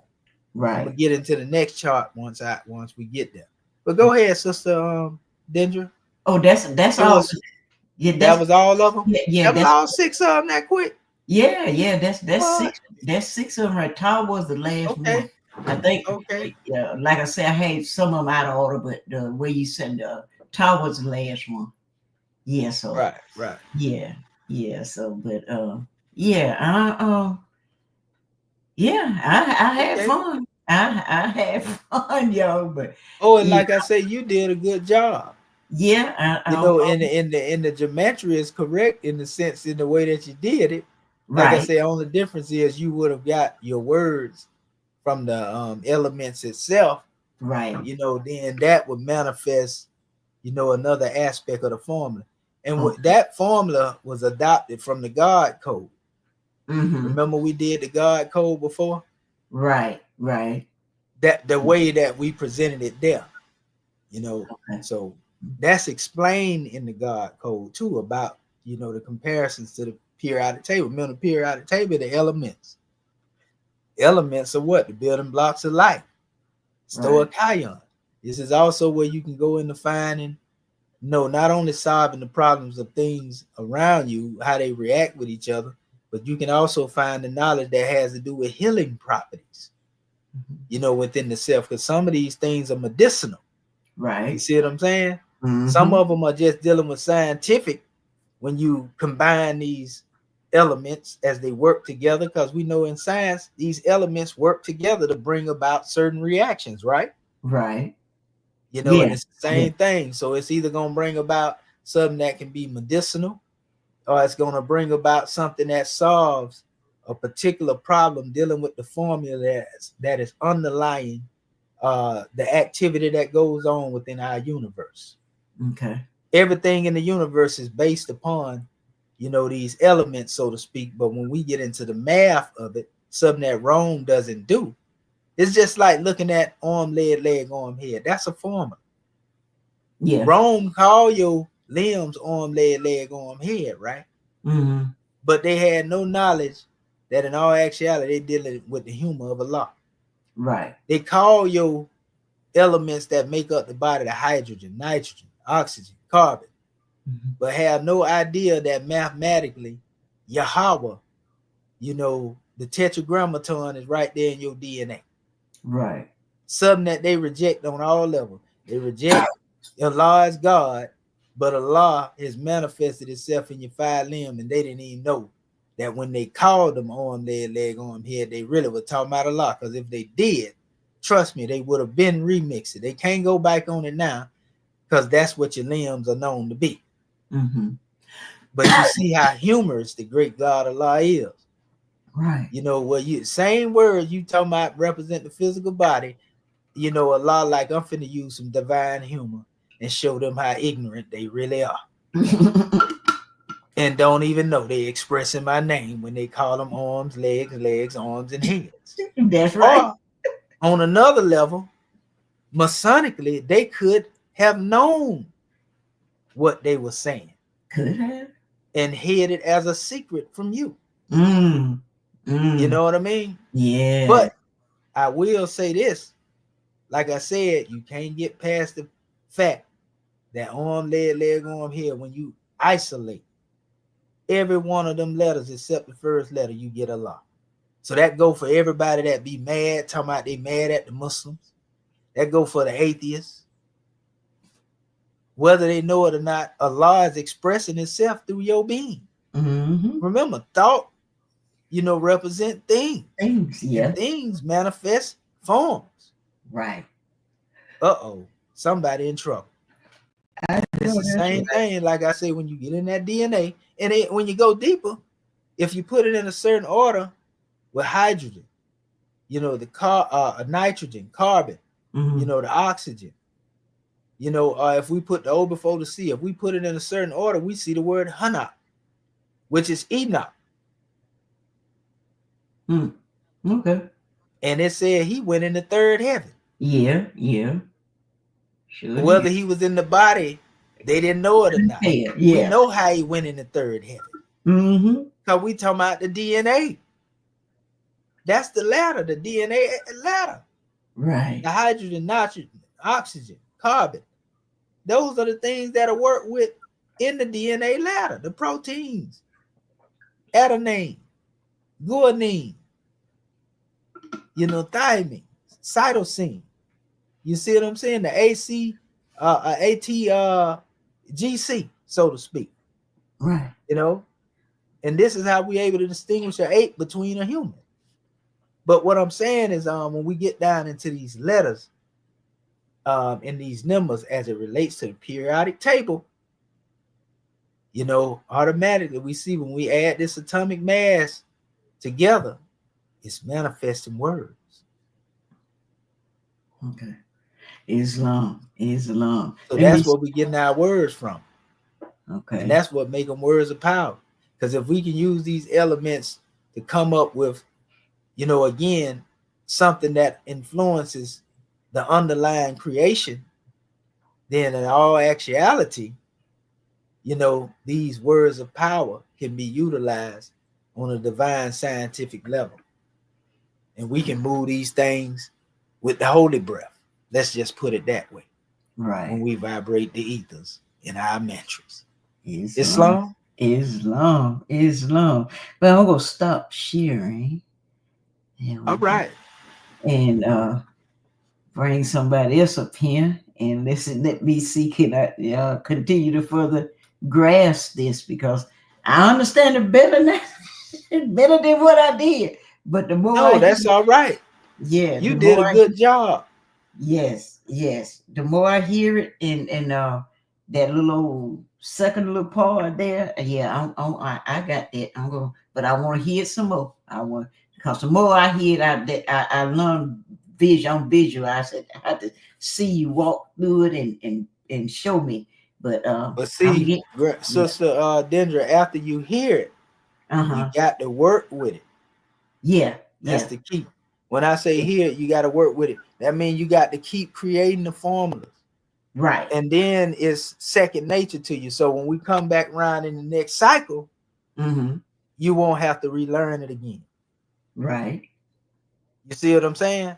Because if we just do it now, and then we wait till we come to the next cycle, we gonna always begin where we started at the last time, unfortunately. So in other words, in any of our classes, we have to apply what it is that we know constantly. Right.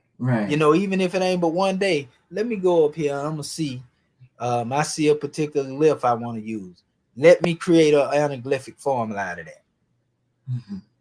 So you continue to do that on your spare time.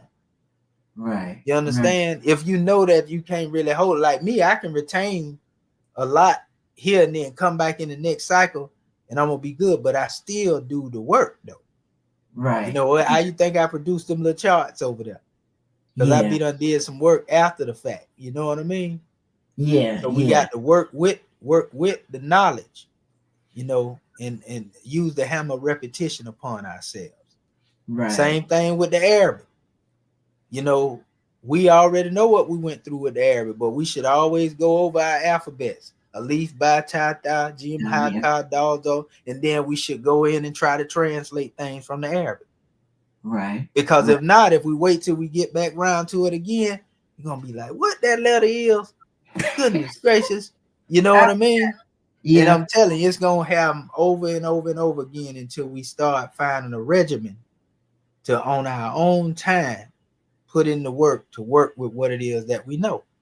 That way we stay fresh in the knowledge. You see what I'm saying? And I think this one was the most challenging one because I got to make sure I understand. That's why I'm keep asking questions, listening to it, make sure I got it right the first time. See, when we went over the first time, I didn't quite grasp all of it then. And so, but I'm glad we're going back over it now, because looking at your formula, I didn't quite grasp all of what you did in that formula that you sent us. So that's why I struggle with this. But as we go over it now, and then I can practice on it because I see what I did wrong, because I had the wrong chart the last time. But I see where I made my mistakes at on the assignment that you sent out. And so I can play with that. And so, but I don't see it as a mistake, sister. Well, no, yeah. You know what I mean? I don't see nothing you did as a mistake. Okay, and that's what I'm just saying, that we have to work, you know, with what it is we have outside of this class. Oh, okay. That's all I'm saying. Yeah. Whatever I'm saying, that's the only way you're gonna be able to retain the information. Because you know how long it takes for us to get back around to this right here again. By the time we done went through everything else. So you know how the saying is, if you don't use it, you lose it. You lose it. Yeah. I got you know, and that's really what it boiled down to. And that's not against any of us on here.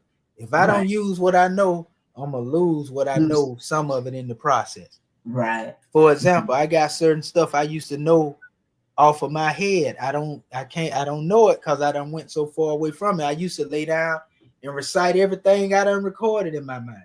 Right. Like literally lay down at the end of the day and recite what I memorized. You know, I used to do that. You see what I'm saying?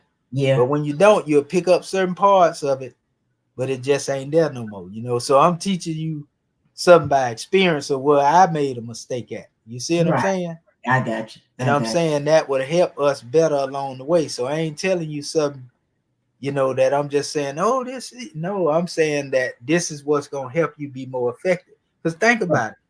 It's just like riding a bicycle.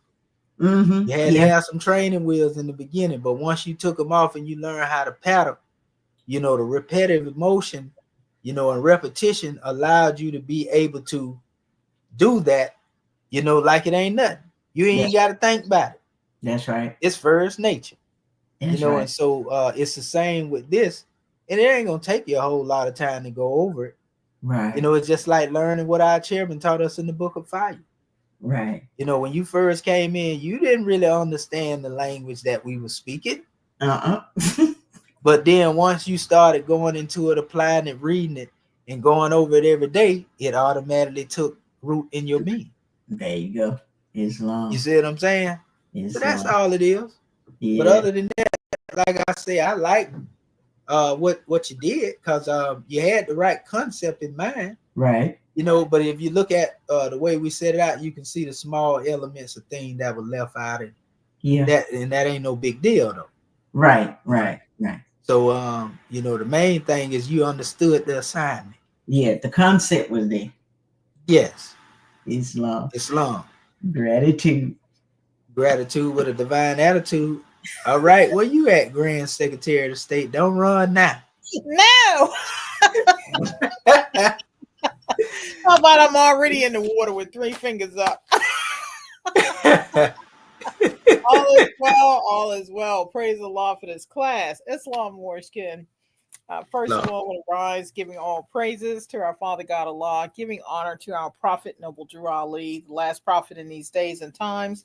We want to give honor to our ears class, to our family online, to our Consul General of Texas for opening our meeting according to law, to our National Assistant Grand Secretary of State for reading our chapter, to Act 1, and also to you, National Assistant Grand Sheik, for hosting this beautiful class today.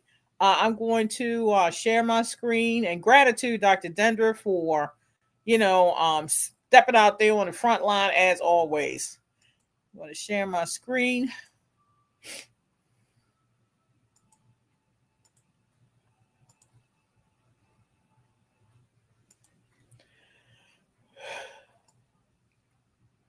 And let me know when y'all can see it. Okay, we got you on the stage, Grand Secretary of the State. All right, gratitude. Our assignment was to use the Egyptian dictionary of your choice to find the definitions associated with the Medu Netter images attached below. Use the name in reference to the Medu Netter images attached below to decode the Stoa Kion Kematria as it relates to the table of elements. Catalog 7 ayats taken from our Moorish Holy Quran that gives a description related to the definitions you find in the Egyptian dictionary. Use Mustafa Gondola's introductory definitions related to the alphabets that make up the words minus the vowels, as I did in the presentations below, and present your Stoa Kion Kematria in anaglyphic formula, as I did in the presentations below. Islam. Islam. Grand Secretary, before you get started, can you give Yes, our sir. audience a brief explanation of Stoa Kion Kematria?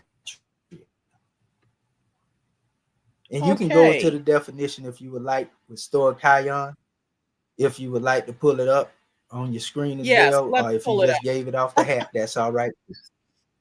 Okay, we're going to pull it up.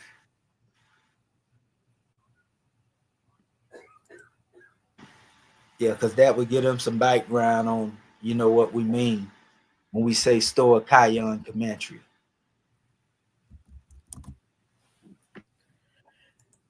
Stoa Kion means element, principle, rudiment, or basic part of something, whether it be speech, knowledge, universe, or religious system. Islam. I should have put that in my thing, but gratitude. So it means elements of the universal order of things. The law. There's also an aspect too where talk about astral beings. Islam. Remember that portion of the definition that we gave? Yes. So mathematics are really astral beings, the letters of creation. You know what I mean? And it mentioned Stoa Kion in various aspects of the Piscean records of what they call the Bible. It's talking about the underlying elements of the universe: air, water, fire, all of that. These numbers and letters have to do with that. That's why we talk about the periodic table of elements. Go ahead, Grand Secretary of State. What is Kematria? What is Kematria? Why do we say Kematria instead of gematria? Coming out of Kemet. Islam.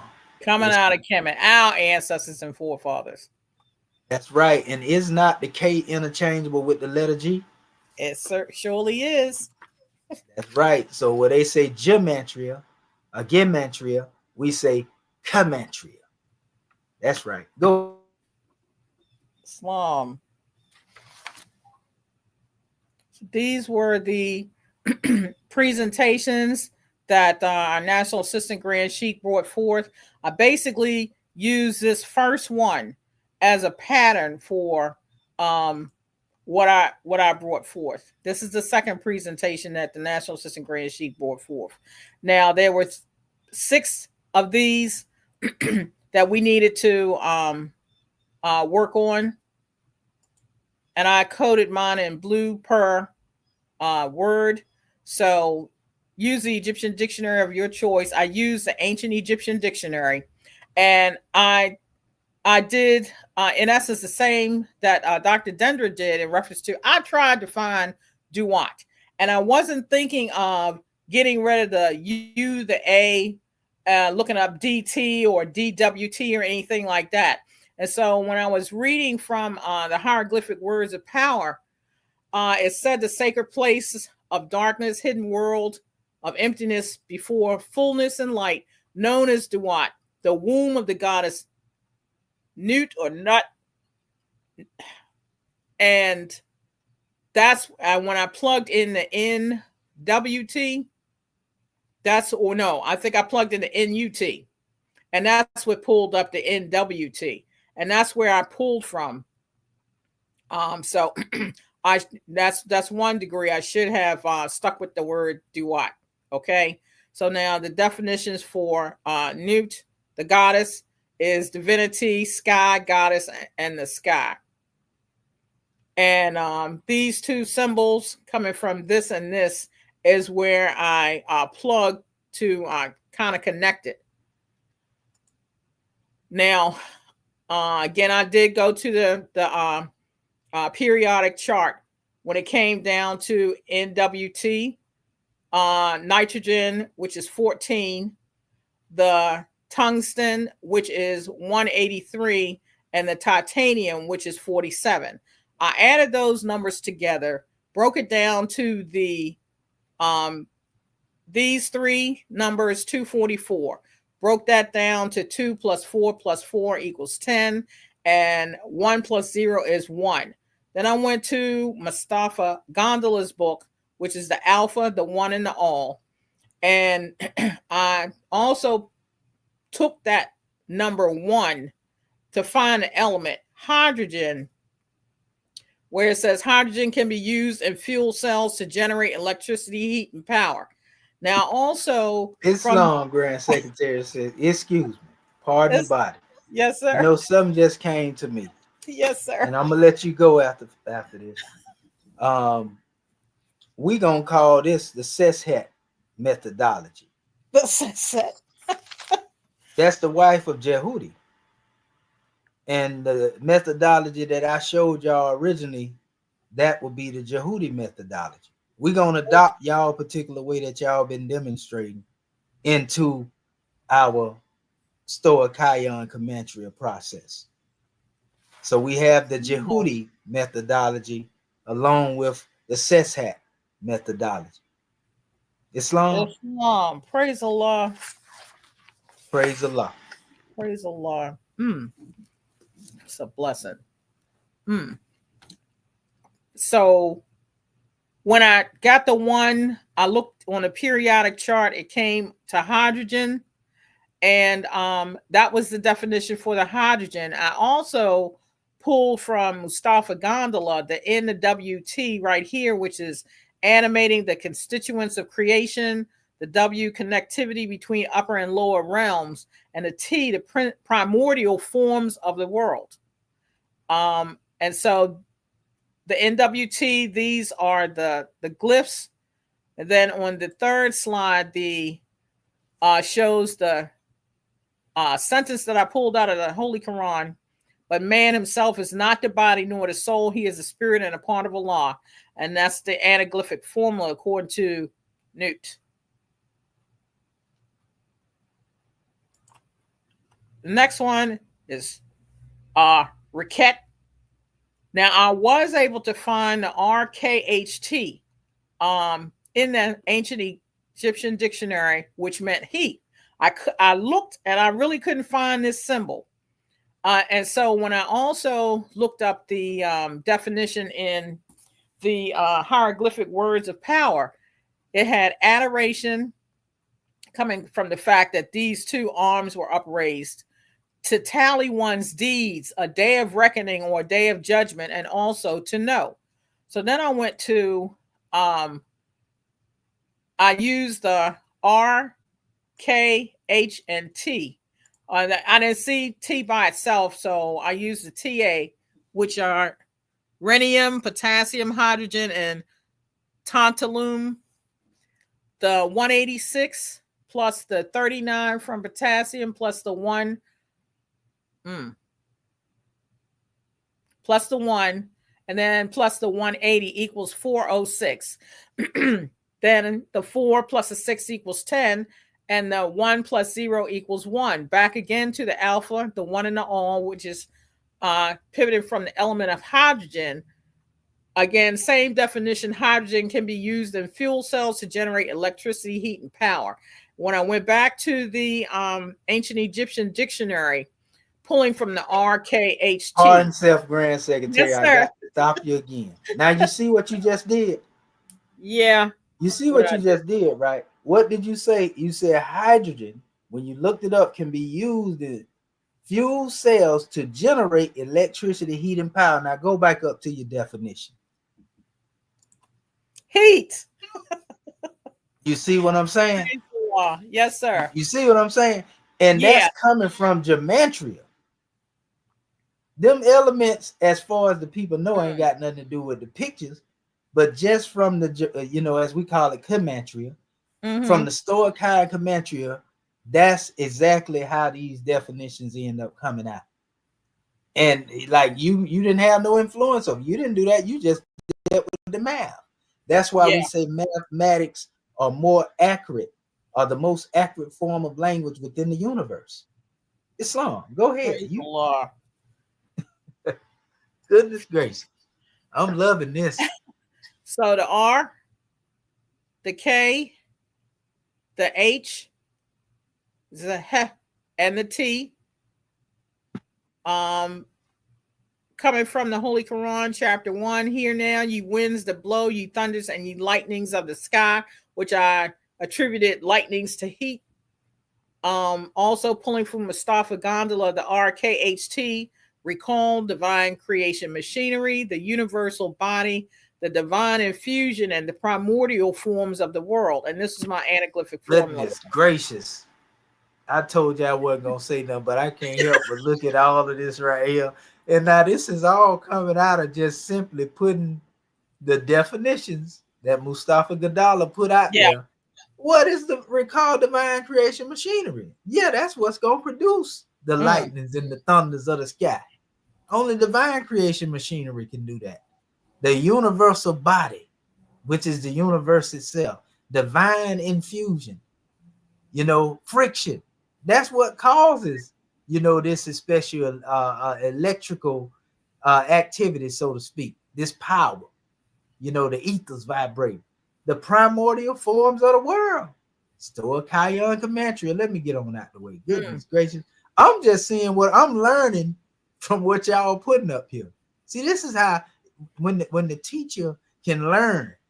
See, you don't get that right there. When the teacher can learn in the process, that increases the teacher in knowledge. If we humble. Go ahead, Grand Secretary. Islam, gratitude. Now, this who, H-U, and we had lessons before from our National Assistant Grand Sheik, reference to who, he. I was not able to find this, but I went through the Unicode this time, the Z7, because when I saw the pictures, I looked for the pictures of that symbol, almost like the swirling wind. And under it, it speaks about we enter and we exit life on a breath. Breath is a powerful spiritual tool. God's breath inspired us into being as a tomb or ptah exhaled.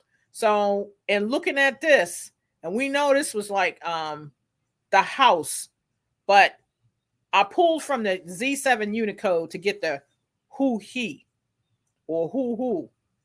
It means scurry, to go fast. I said, okay, well, that's similar to the wind, and kept it moving, trying to tie these things together. The H, hydrogen as the element, 1. The W, 183, tungsten. And then duplicated that 1 and 183 again, which total of 368. 3 plus 6 plus 8 is 17. 1 and 7 is 8, which is the covenant rules. So now that 8, I looked up in the periodic elements chart. The closest I got to that was lithium, highly reactive and flammable, and is used in rechargeable batteries, alloys, and as a mood stabilizer. Now that was a mind-blowing thing, because now you just finished speaking about how these mantras can be used as a healing degree. It also spoke about this lithium can be used to balance one's ethers when it comes down to getting in your passions, depression, or what have you. And so I also took the H and the W from Mustafa Gondola's book, H being the divine infusion and W connectivity between upper and lower realms. Coming from Moorish Holy Quran, I took breath of heaven, because it speaks about the breath. Saith unto the waters of the deep, this way shall thy billows roll and no other. Thus high and no higher shall they raise their fury. So let thy spirit, O man, actuate and direct thy flesh, so let it repress its wilderness, which is the same thing in reference to lithium dealing with the mood stabilizer. And anaglyphic formula was this. HU, and then the movement. Seba, star. Now, this is a star. This also looks like that house, star over top of that. I chose this one, but I also wanted to include the other things from the Egyptian dictionary as far as definitions, because it also had door. I'm like, So you can see how this and this is also indicative of in this picture here. Seba definition: star, gateway to consciousness, celestial light such as Sirius. So I took the SB, the A. I forgot about not including the vowel thing, but S for sulfur, which is 32, the B, boron, which is 10, and I used Al, aluminum, 26, total of 68. 6 plus 8 is 14, 1 and 4 is 5, the divine infusion. Now, the 5, the closest thing to 5, helium. Helium is formed during the radioactive decay of elements like uranium and thorium, and is also produced in stars through the fusion of hydrogen nuclei. And so I looked under Mustafa Gondola's SBA, S, interdependent activities between the above and the below. B, the divine mind and consciousness, which relates back to this. And alpha, the one and all, for the A. The quote from the Quran: we call this the day star from on high, for he has come to bring to men a light, the light of life, to lighten up the way of men and redeem his people of Israel. This is my anaglyphic formula for Seba.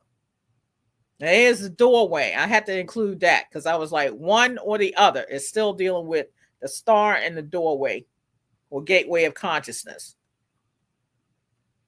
The next one is the Ta. I have to put this to Mary, going to Egypt. And, when we first got into the language, that A is dealing with MR Moors. I'm like, yes. So we see that cross here, or look like an X. You see the circumference. Do I have that in there? No. But this is what I picked for Egypt or Lower Egypt. I used the Ta. Yeah, we also call that the semicircle, or the rising sun. Islam. Yeah, you can call it a rising sun as well. Gratitude. You ain't got to go with what Rome say. I'm trying to keep my silence over here, but you killing it, Grand Secretary of the State. You know, you and Dendra, like I say, y'all done created that. Y'all done brought forth the goddess methodology over here, and so We had to work together. we got to humbly bow our crown to the goddess methodology over here. Because remember, Seth's hat is actually a female scribes, but this is the wife of Jehudi. So there's a marriage between, you know, this is special methodology that we have right here, because all of it really leads to the same thing. But you doing a grand job, Sister Dendra did a grand job, and I want to say I'm humble to you, scribes, for this grand lesson and blessing that y'all teaching. Islam. Allah's due to I'm out the way. praise. I'm out the way. Islam.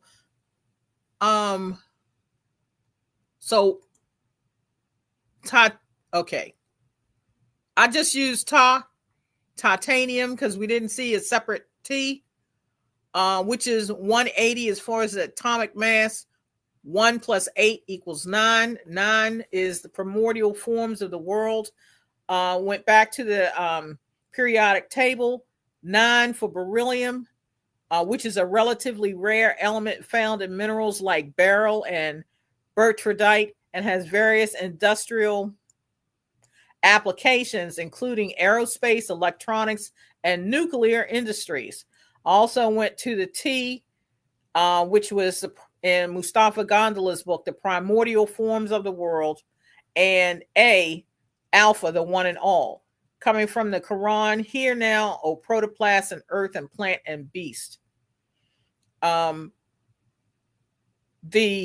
T looking like that symbol, and the A looking like that. So when I came with the anaglyphic formula is this. And then the last one is dealing with Sopdet. I was able to find Sopdet, but it also had, if you see, a Sirius star, Sothis goddess, triangle, which you see the triangle there. It has it as Sopdet god. And then it also has supply. But I chose the SPDT, which you see at the top. And you see that it has some of the same symbols as you do down here. The ancient Egyptians called the goddess Isis Set or Sopdet when she manifested as the star Sirius. So using S, P, D, and T, sulfur, atomic weight 32, phosphorus, atomic weight 30, dubnium, atomic weight, well, it actually is a negative 268. I just used the numbers from it, not positive or negative. Titanium, 47. Comes to a total of 377. 3 + 7 + 7 = 17. 1 + 7 is 8. The covenant rules. And now, and looking at 8, the closest I could get was lithium.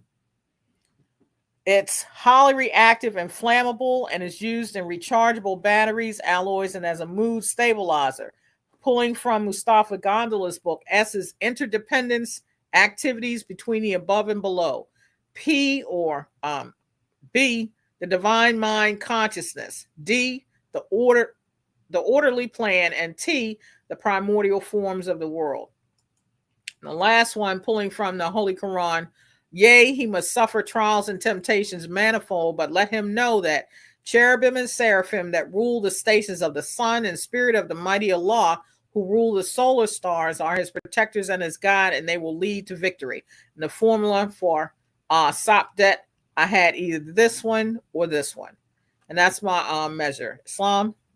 Islam, Grand Secretary of the State. Now, this is powerful.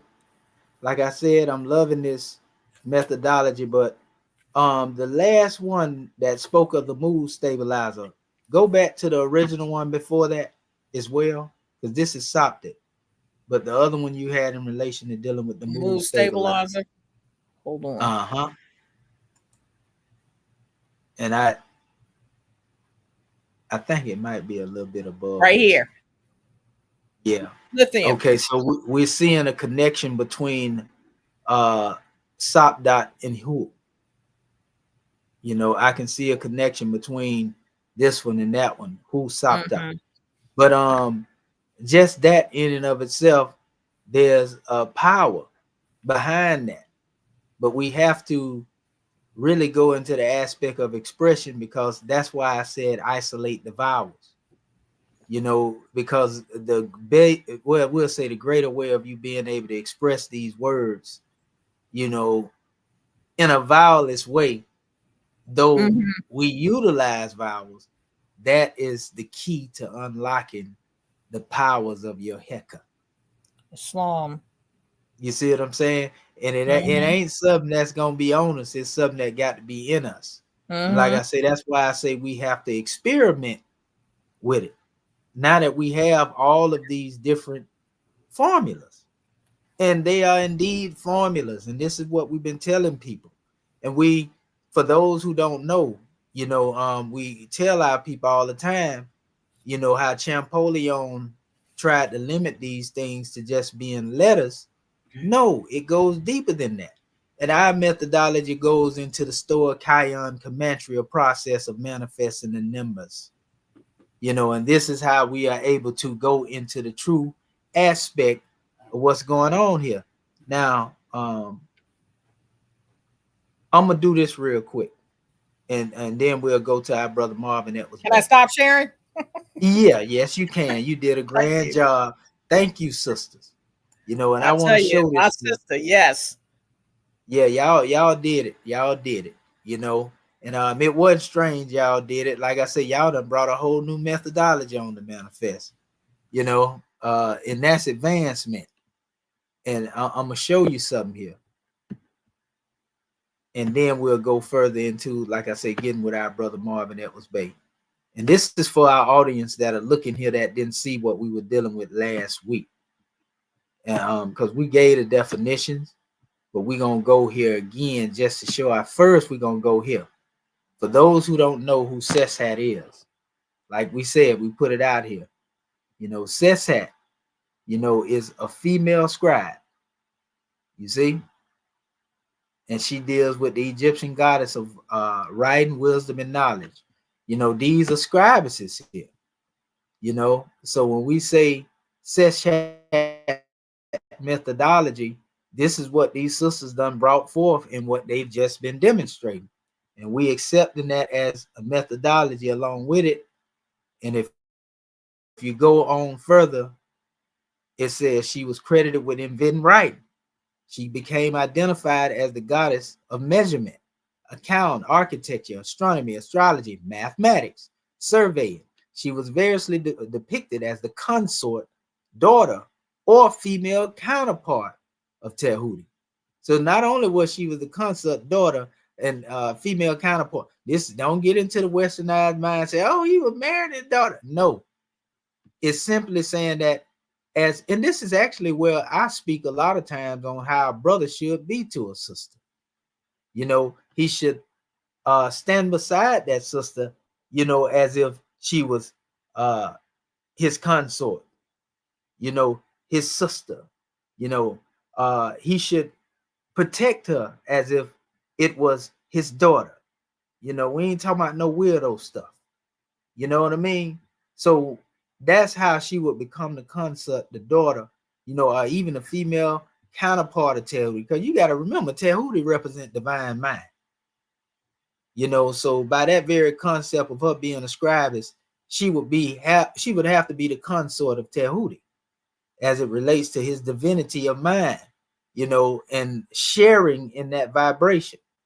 So this is a consort, of Tehuti. How she would become the daughter, because Tehuti, in his form of infinity, being divine mind, existing since the beginning of creation, then she, in her manifest form or her physical form, would be a daughter of the wisdom of Jehuti. You see? And being the female counterpart of Tehuti, this represents a state of her maturity, and the wisdom as described is that she is. She was married to the wisdom of Jehuti. You see? This is powerful. It says who was also associated with knowledge, astronomy, measurement, and writing. If Jehuti was said to be the god of inventing writing, and she's said to be spiritually, you know, and also the same inventing writing, then that comes through her association with Jehudi. And if you can see, she has a 7-leaf plant that comes out of her crown chakra. You see her with the symbol of staff of measurement, which is often understood, you know, as the measurement of He. You know, see her right here. She keeping the time of the year, so to speak. You know, the palm branch above her head. You know, so it's a lot to go into and unpack dealing with that. We want to give you a basic background on who Seshat is and why we call, you know, again, this methodology that they utilize, you know, the Seshat methodology. We want to give honors to that, and definitely will be utilized in our teaching going forward. You know, and you know, the Jehudi methodology is the one that you seen me demonstrate. You know, and that's right here. You know, and this is special drawing because there's a way in which I unfold my gematria. You know, which is in a similar process, but coming straight through the numbers. Okay, there we go. You know, and this is what I was talking about before in the way that I did what I did.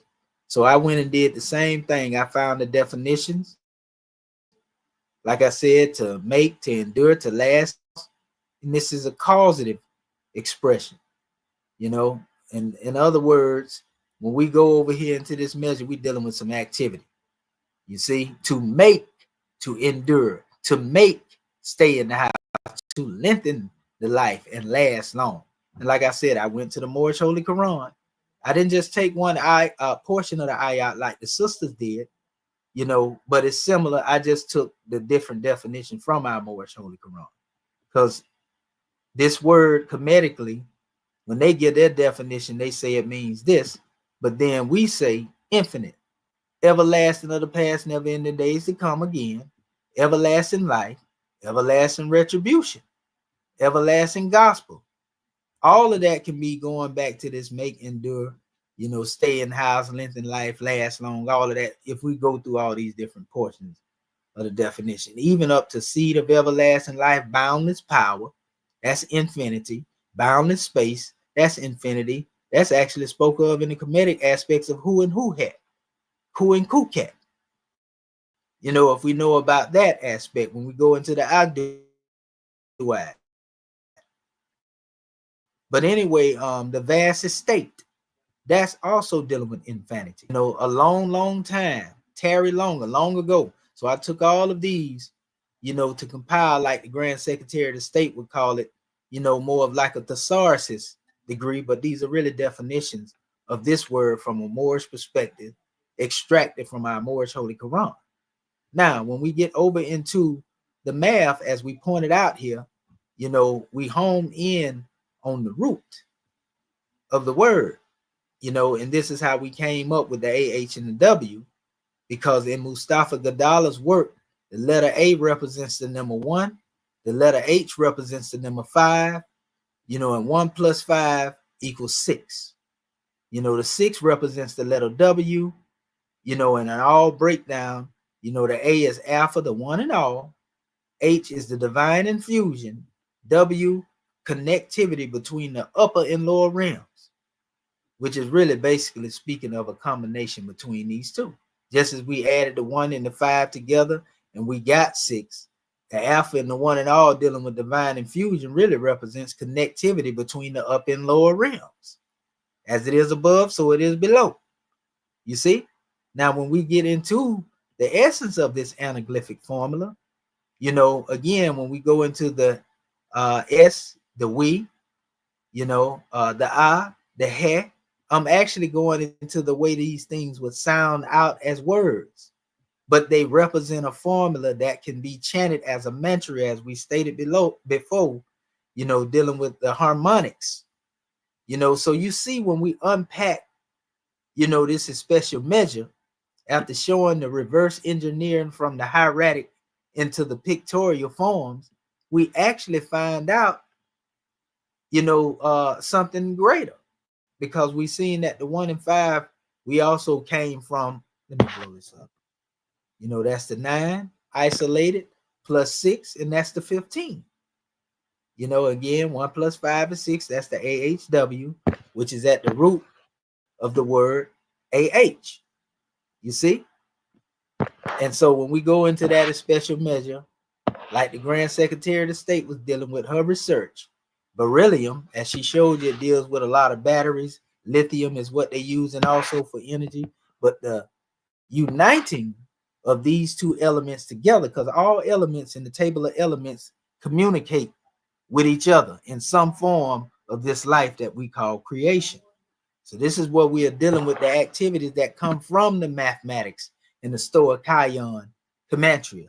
And this is electrical conductivity with exactly 0 resistance, which again represents infinity of energy. So that was to explain that again, as we gave it earlier. That's a grand breakdown in and of itself.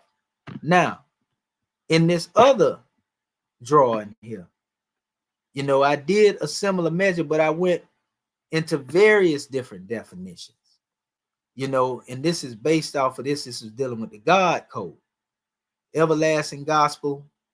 The everlasting gospel is a saving power that comes from the great God through our ancient forefathers by his prophets. Now, I extracted that, concept, from what we deal with in our Moorish Holy Quran, because the everlasting gospel is, was, and evermore to be. Now, what do we mean by this in relation to dealing with the formula here? This is powerful, family. When we get into the math, of this special drawing, we didn't even go into the breakdown of the gematria here letter by letter per se. And they really represent 1877, but that's a whole nother measure. We'll get into that at another time. What I want to touch on is how each and every one of these elements, let me blow it up. The nitrogen, right? The nitrogen, the oxygen, and the hydrogen, how they actually represents the God code in the anaglyphic Kemetic formula. This is when I was first tapping into this. This is actually the first one I created. The one I went over second is where I started going deep into the math. But you can see the formula here is he, who, and the V and the F is also interchangeable with W in sound shift, and that's why we put that here, just to give you note of that. But really it's H, W, H, Y. Who he, going this way. If we were going this way, it's he, who. And this is where they come up with the concept of the name Yahweh, Y-H-W-H, right, in the Hebrew. Kemetically, it is H-W-H-Y,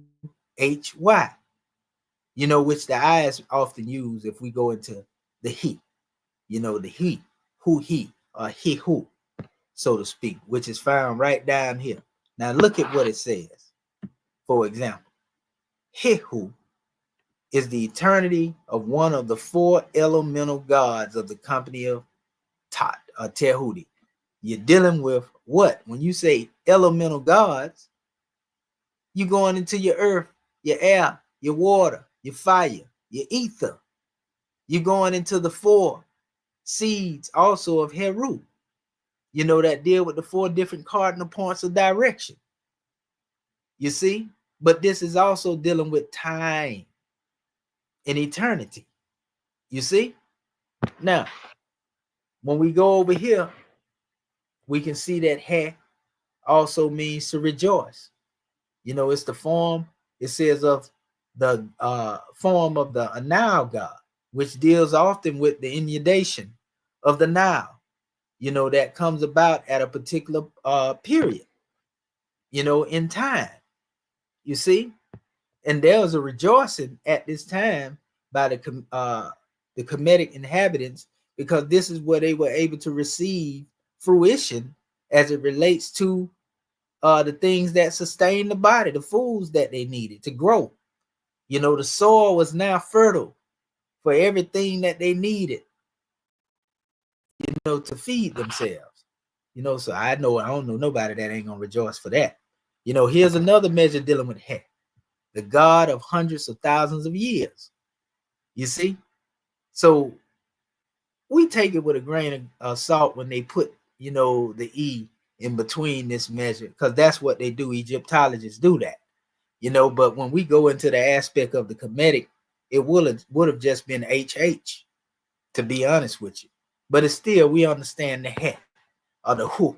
You know, we could have put a U in there, you know, if we wanted to. We could put any vowel in there if we really wanted to, but the E is the one that's universally accepted.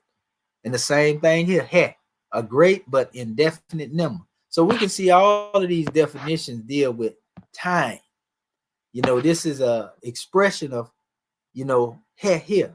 And you can see the symbol of the same thing that Seth had in her hand, the measurement of time coming out of the crown here. Actually look like it is in the midst of what we would call the sun. You see? But when you look at the breakdown, this is where I got into the aspects of the math without going into the essence of them. Again, nitrogen, oxygen, hydrogen. If you go into these elements, what you find is you find hydrogen represents Yah, Ea. Why? He is nitrogen, right? W is oxygen, right? This is what they correspond with in the God code, by the way. And He represents nitrogen. So that's Yahweh. Remember, backwards is who he, Kemetically. But even the name Yah comes from the word Ea in ancient Kemet. The word Allah is also connected to this word Ah. So this is the powerful aspect. A 4-letter word is a tetragrammaton. These 4 letters correspond, you know, with, you know, activity in the DNA. Now, when you deal with the concept of God eternal within the body, you have the combination of Ea, Yah, hydrogen, which is He, nitrogen, right? Then we have W, which is oxygen. And then the only thing that is distinguished, you know, between this one and that one is that we have carbon instead of nitrogen again. And that carbon represents what makes us a physical body. So we have all of the other elements that make up God. But when we come into what makes us physical, the carbon element, you know, all your melanin and everything else come from your flesh or whatever you want to call it. This is why we say we represent God eternal within the body. That's the God code in your DNA. You see what I'm saying? It's right there. And so we showed that here, you know, in atomic structure. Now, if we were to go, and this is a prime example since we ain't did the gematria yet, let's do the math together. Scribes, if we go into the nitrogen and the nitrogen, that would be 14 and 14, and that would be 28, right? 28 plus 16 will bring us in. Come on now. 6 plus 8. 44. That's 14. 20. Go ahead. You said 28 plus 16, 44. All right. And then 1. That's 45, right? Yes. 1 is 45. Now, if we were to take this into a measure of gematria, what will we have to do? We got to reduce the 45, right? Right. Yep. 4 To a plus 5. single digit. Consent, that'll be 9. 9. Yep. Now, if we were to take these 3 measures together, what is 4 in Mustafa Gadala's introductory definition? What is 4?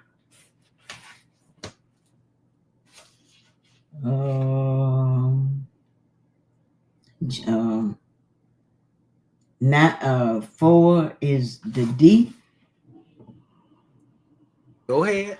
the orderly plan. The orderly plan. Uh-huh. Now, if we notice, let's just start with that so far. The orderly plan,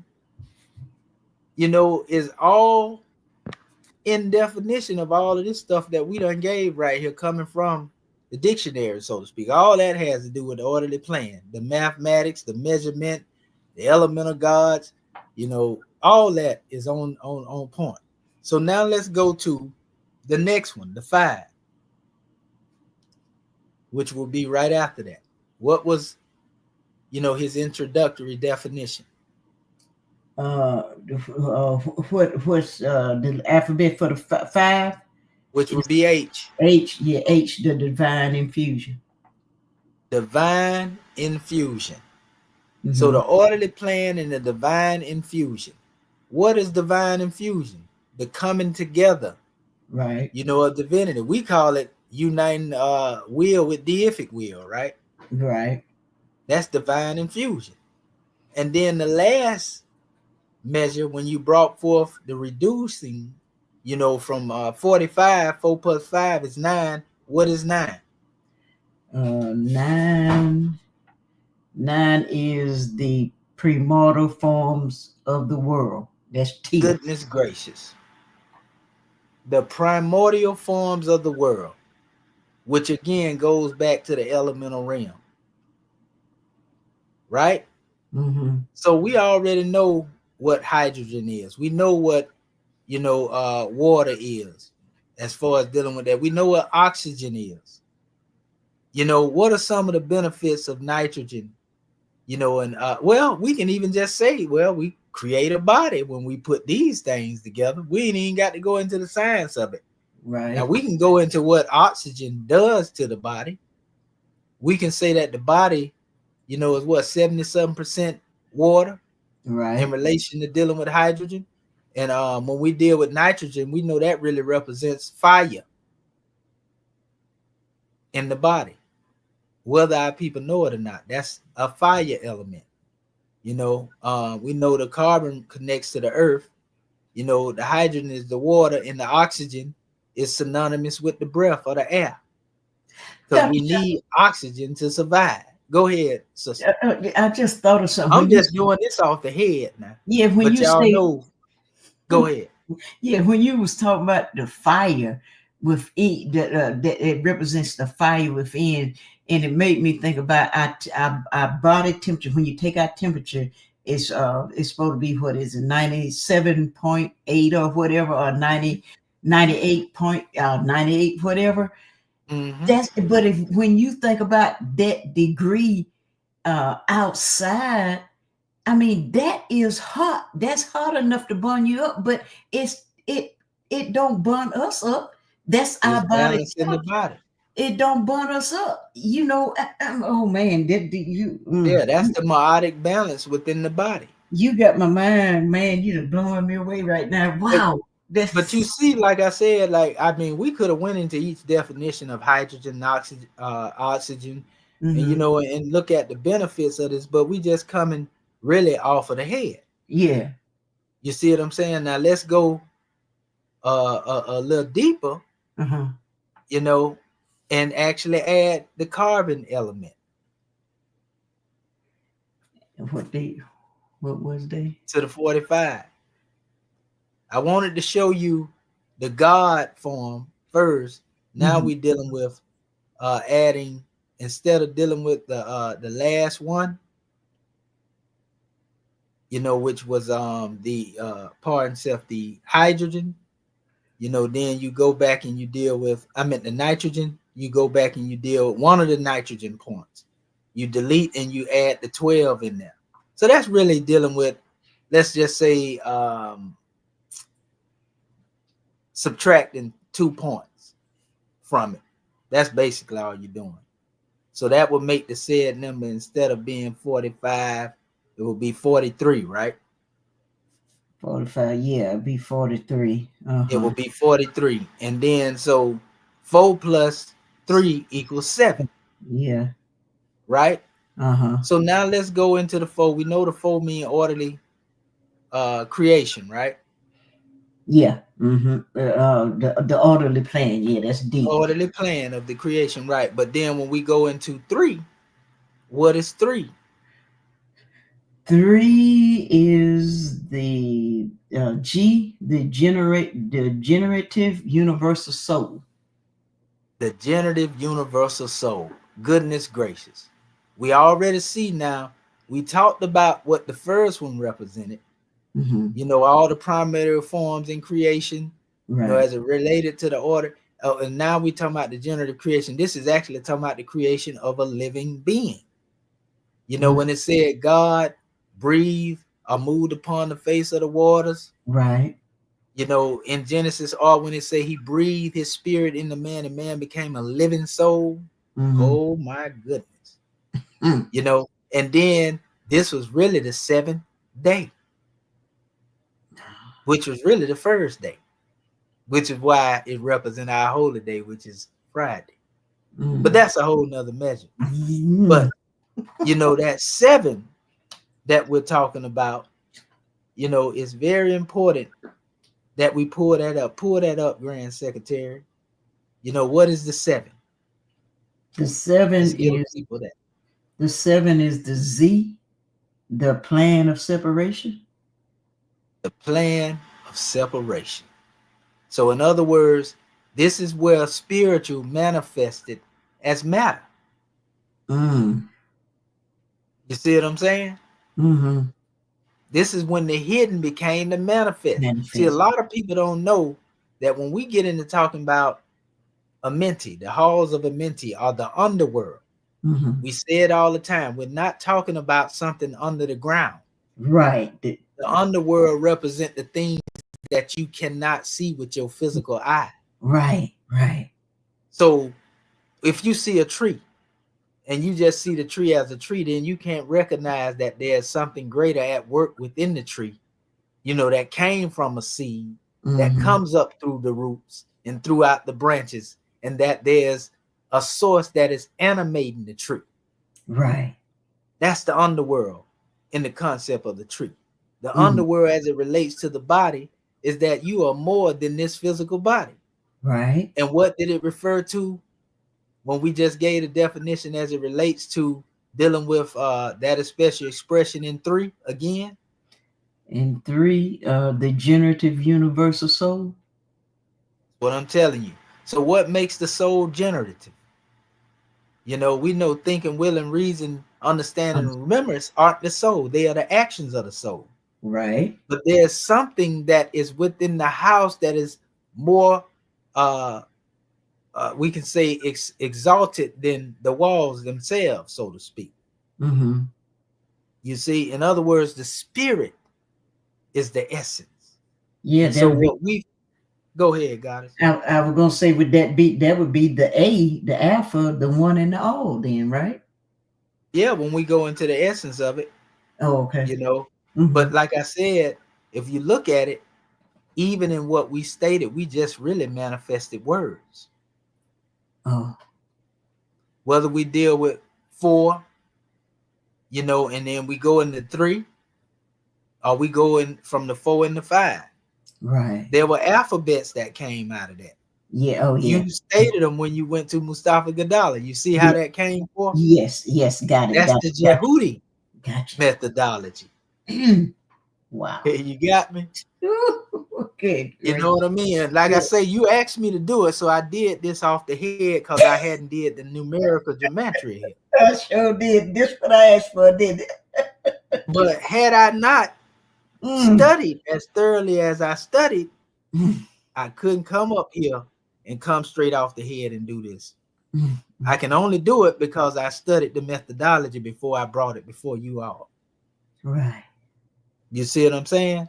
So now when we look at this here, we see that this is a hieratic expression, you know, but this is a formula.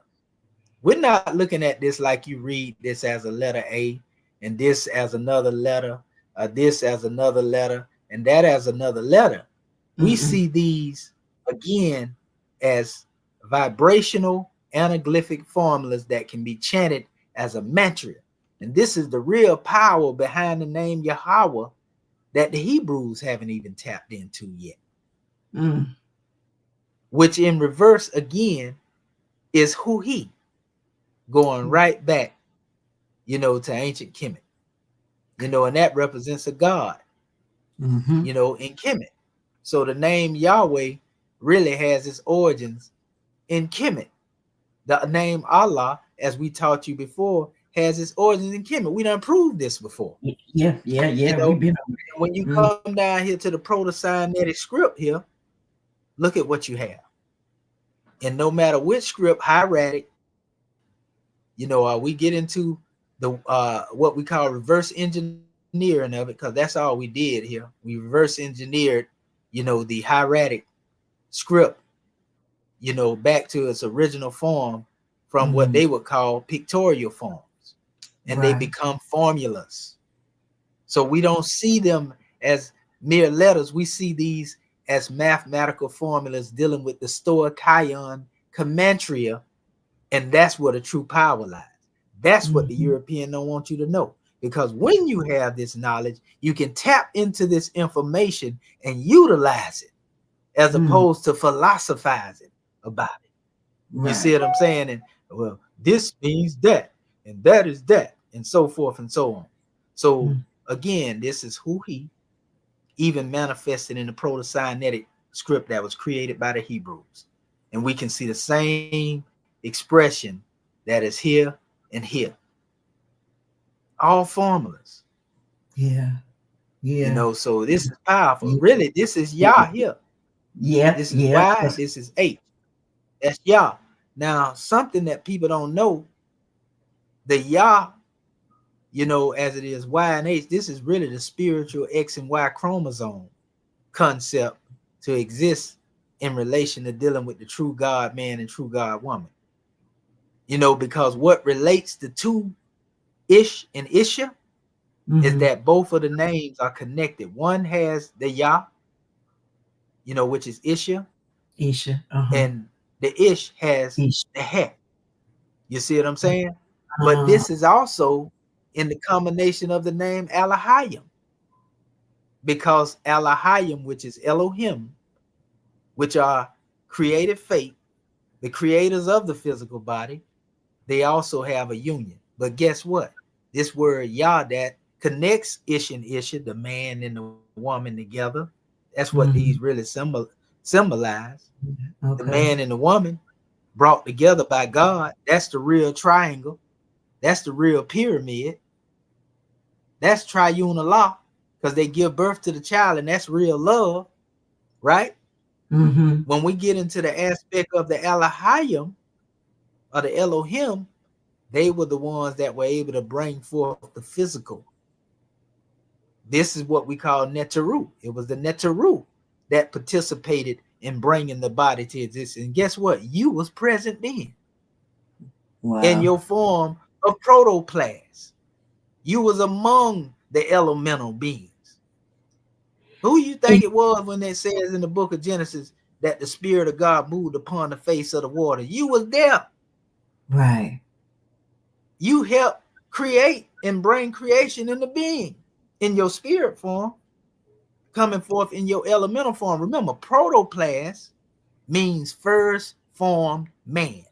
But we know that's not man in the full physical makeup. It's man in this elemental state, going back to atom, Atum, right, which is the beginning in ancient Kemet, right? Right. Oh, we giving it up. And when See, you this was is how deep science get. Go ahead, sister. And when you was talking, it hit me too in our chapter. The question they asked the question, "What is the marriage tie?" I saw that right. when you was explaining some part back in there. I wanted to say something, but I waiting till you finish. But that's the marriage tie. That's the marriage tie. Oh wow! That's the real marriage tie. That's why we say Ish and Isha represents the true expression of that, because it's not physical Adam and Eve. Remember, Adam and Eve represents fallen man and woman. Right. That's the earthbound. Right. You know, that's just dealing with the manifest. Mm-hmm. You know, but when you say Ish and Isha, that's the God man and God woman. Yeah. As one. That's what we call a twin flame of existence. Mm. And Ish and Isha is just the Hebrew word of saying Asa and Offset. Mm-hmm. It's long. Oh, wow. It's concepts. You know what I mean? And precepts that's dealing with this thing. So what we understand when we get into this, again, Stoicheion Kemetic, and I want to show you that again because our people, I want to say this right here. Let me do this here real quick.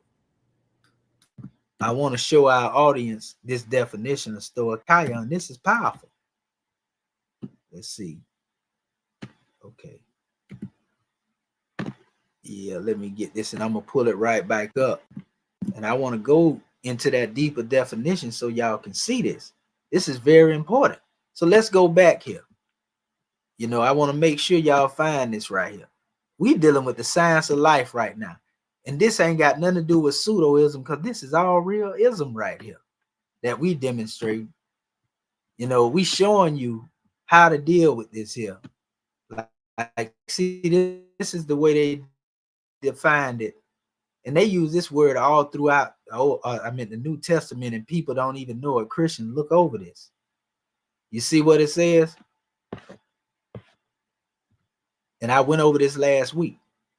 It says, in classical Greek, the word has an astounding variety of meaning. In form, a sundial, the shadow of Nomen, the length of which in feet indicated the time of the day. This is one aspect. So they go into various different definitions. A simple sound of speech as the first component of a syllable. You know, they go into the physics, you know, where it deal with the components into which matter is ultimately divisible elements. That's what we demonstrating right now. The elements of proof. That's what we demonstrating right now. Generally, elementary or fundamental principles. We're talking about the fundamental principles that underlies creation itself, which is mathematics. Stars. We was just talking about the Seba, you know, in the gateway. You see? So yeah, when you go into all of this right here, they use this concept, but there's a deeper measure in regards to dealing with Stoicheion. And it comes right from here, Morris King. It's right here in your Bible Hub measure. And I talked about this last week. Remember, it means element, principle, and we've been working with the elements in the periodic table. Again, when I tell you that these pictures that they call hieroglyphics, remember, thoughts, you know, represent things, and things manifest forms. So we say a noun is a person, place, or thing. And I tell you that a noun represents the letters in the form of the pictorial expression. It ain't strange that they say neuter. Now, is it? Netter is also a component that actually relates to nature. See, this is Stoicheion, element, principle, rudiment, the heavenly bodies. We were just talking about the Amduat, right? A rudiment or element or rudimentary principle, elementary rule. You see? Stickle, which means to proceed in a row or to march in order. This is more in line with what we call the Fibonacci sequence. You know, string theory as it relates to dealing with mathematics and quantum physics. Huh? Man, these people that have been teaching our people, they don't want you to know this, because once you tap into this power and you begin to deal with the Stoicheion Kemetic, you know, and you tap into somatic frequency, then you can begin to speak and vibrate the ethers and change your condition with what we call Heka. This is the real mystery in relation to dealing with the history that the Europeans been trying to hide from our people. And ain't nobody else been teaching y'all that. They want to teach you that a bird represents a letter A, you know, or the boot, you know, represents the letter B. Like I told y'all, I can play around with them symbols that Champollion demonstrated, but that's not the methodology of the ancestors. The methodology of the ancestors is where we going right now. This is what they made them burn down the libraries of Alexandria. But once you put this information that we dealing with right now in your mind, in your library of archives of wisdom that you carry every day above your neck, can't nobody burn that down. You see, it's there. So if you go on, it says, while there is no direct Hebrew equivalent for stoicheion, the concept of basic principles, elements can be related to in terms of Torah or law, or for law instruction, which represents foundational teachings in the Hebrew scriptures. But I beg to differ. There is a Hebrew word that actually relates to this, and it's olam. You know, the word olam deal with everything that is behind the creation. Same thing that I was speaking of when I talked about the underworld. It's what you can't see with the physical eye. This observation is what caused science to come into being. Observing creation. So anyway, it says usage. In the New Testament, stoicheion is used to refer to the basic principles or elements. It can denote the fundamental components of the physical world, such as the elements of nature, or the elementary teachings or principles of religious or philosophical systems. The term is often used metaphorically to describe the basic rudimentary teachings that are foundational but not the ultimate goal of spiritual maturity. Then it goes into the cultural and historical background. In the Greco-Roman word stoicheion was commonly used in philosophical contexts to refer to the basic elements of the universe, such as earth, water, air, and fire. Huh? Didn't we just say that? In Jewish thought, it could also refer to the basic principles of Mosaic law. Mosaic law consists of letters, didn't it? And letters are numbers, aren't they? The term reflects a world view that sought to understand the universe in terms of its most fundamental components, whether physical or ideological. Now, this is where we get on point at. Stoicheion, properly, fundamentals, like with the basic components of philosophy, structure figuratively, first principles, like the basic fundamentals of Christianity.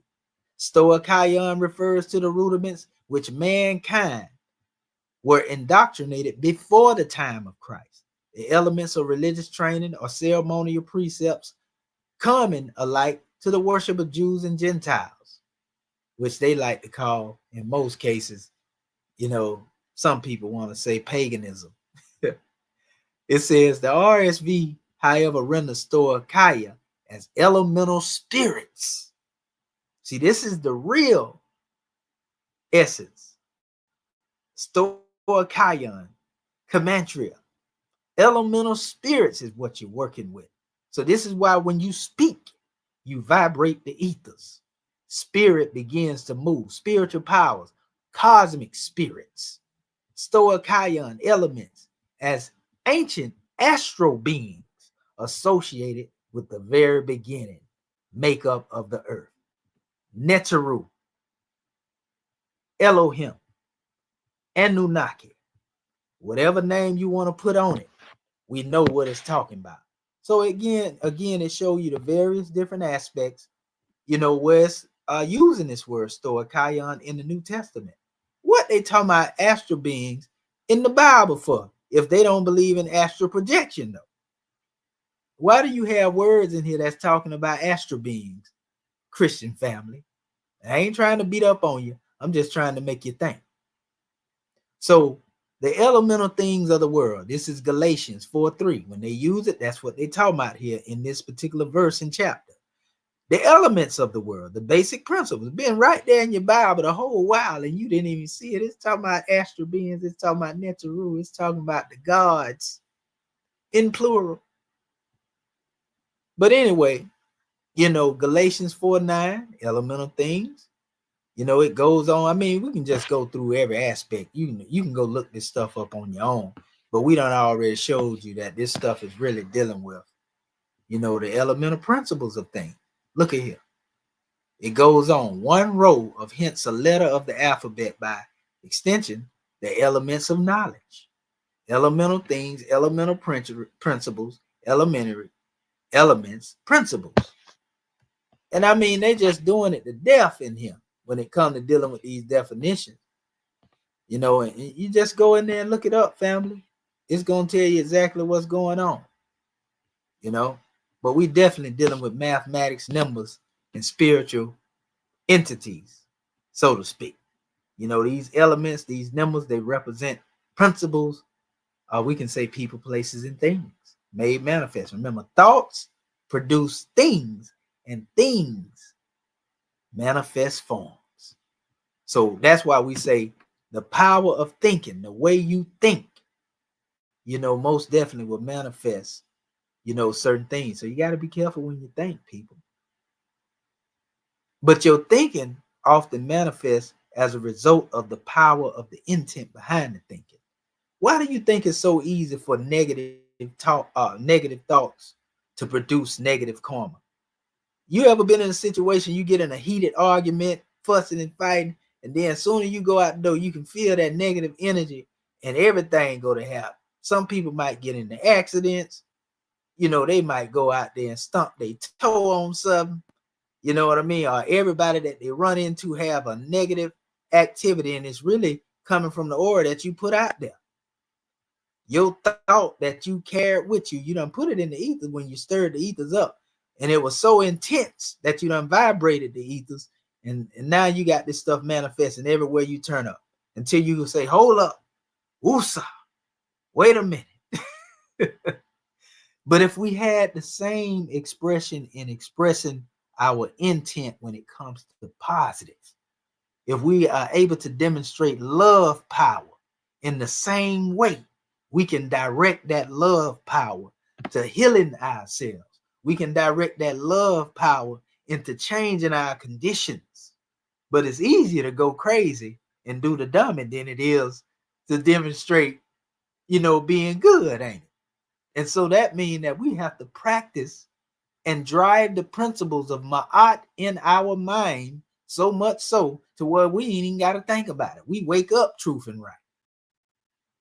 We wake up, you know, the 42 laws. We ain't got to recite it no more. We just be it. And that's when you come to the level of demonstrating, you know, the concept of, you know, the power. You know, so I just wanted to say that right there. And brother Marvin Edwards Bay at? He's still there. Now you good, brother. I know you had a time to make preparation. Islam, I'm here. Yeah, no, like we love you, Graham, man. Yeah, I actually didn't get an opportunity to do the homework, but I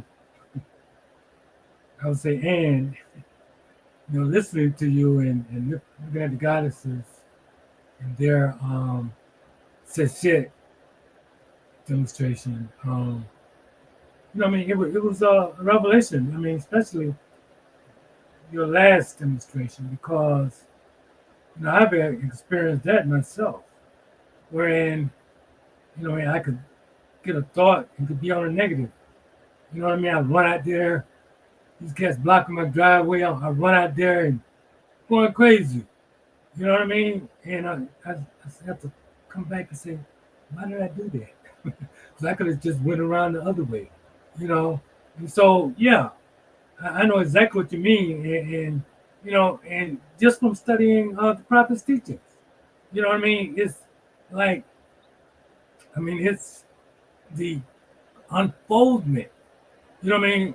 When we study these lessons and continue to study these lessons, you know, and continually remind ourselves who we are, yeah, we elevate to a different level. You know, like you say, you can wake up, but I keep saying but because I like to stay on the positive, you know what I mean? Because that's for my life.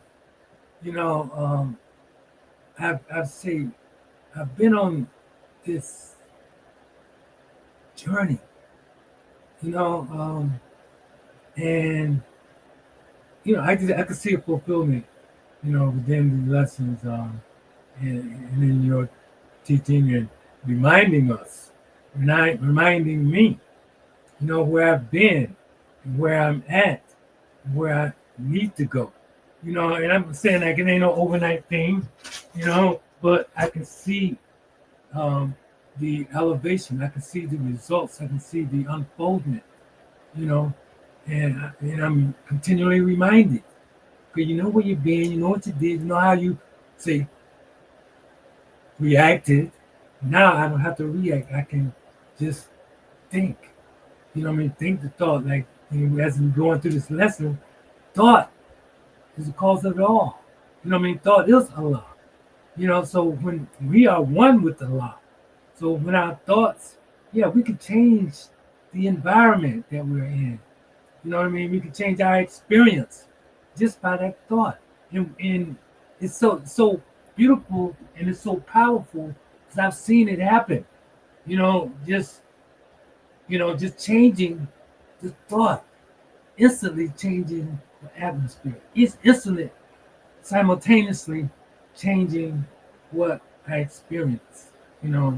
It's just a beautiful thing. Like I say, it's a powerful class, and I give high honors to the goddesses in their demonstration.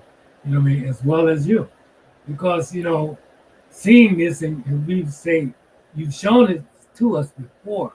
But me, I got to get my books. And traveling, all my books is boxed up. So you're talking about Mustafa Dollars books, and I'm trying to scamper to get one thing. Only one I can come up with was the Letters of Creation Cycle.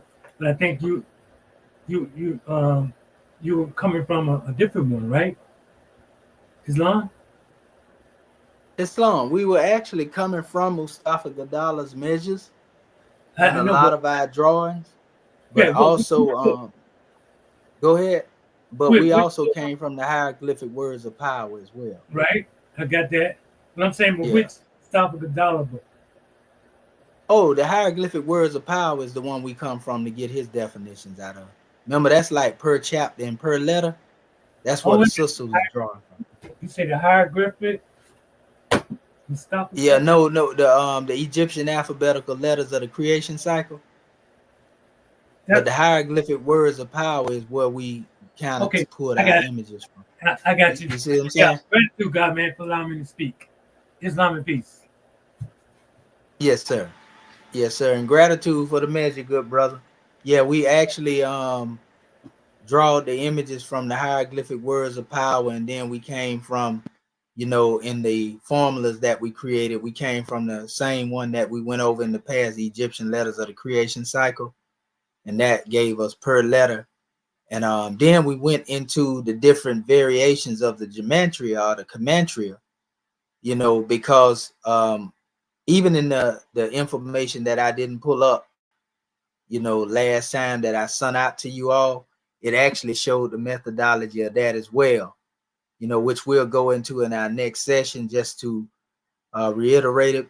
But even if you go into the God code, if you deal with Normandy Ellis version, if you deal with Mustafa Gadala's version, all of them agree on the basic principles of the way that we demonstrate gematria.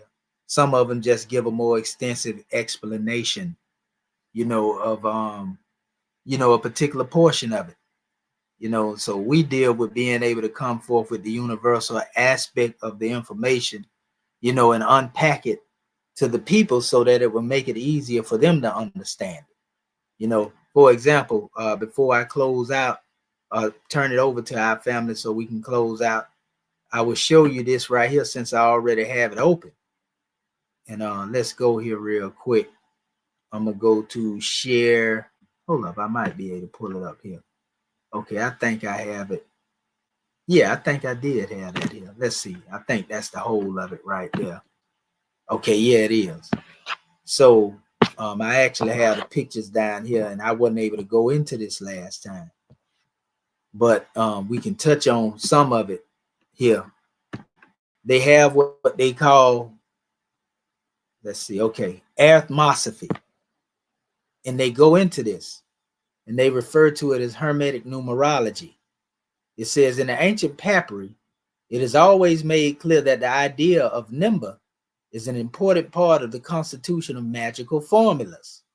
Within the text themselves, quite often, the writer would tell us that a given name is to be made up of a certain number of letters. Other formulas, such as the famous Abraxas, are obviously first and foremost numerical formulas in the shape of words. As we have already mentioned, some Greek schools of thought held that number is the root of all things. We have also observed how true this is on what we like to call scientific basis today. But for the ancient Pythagoreans and Platonists, this logical use of the qualities of numbers was only a beginning to what could be done with them. Their secrets, if unlocked with wisdom and insight, can yield understanding of the very qualities of being dwelling with the Eternal One. Now, have we not unpacked and unlocked this information to this extent today? The numerical system of the Greek Stoicheia, it states, has already been presented in Table 3 on page 11. Each letter has a numerical value.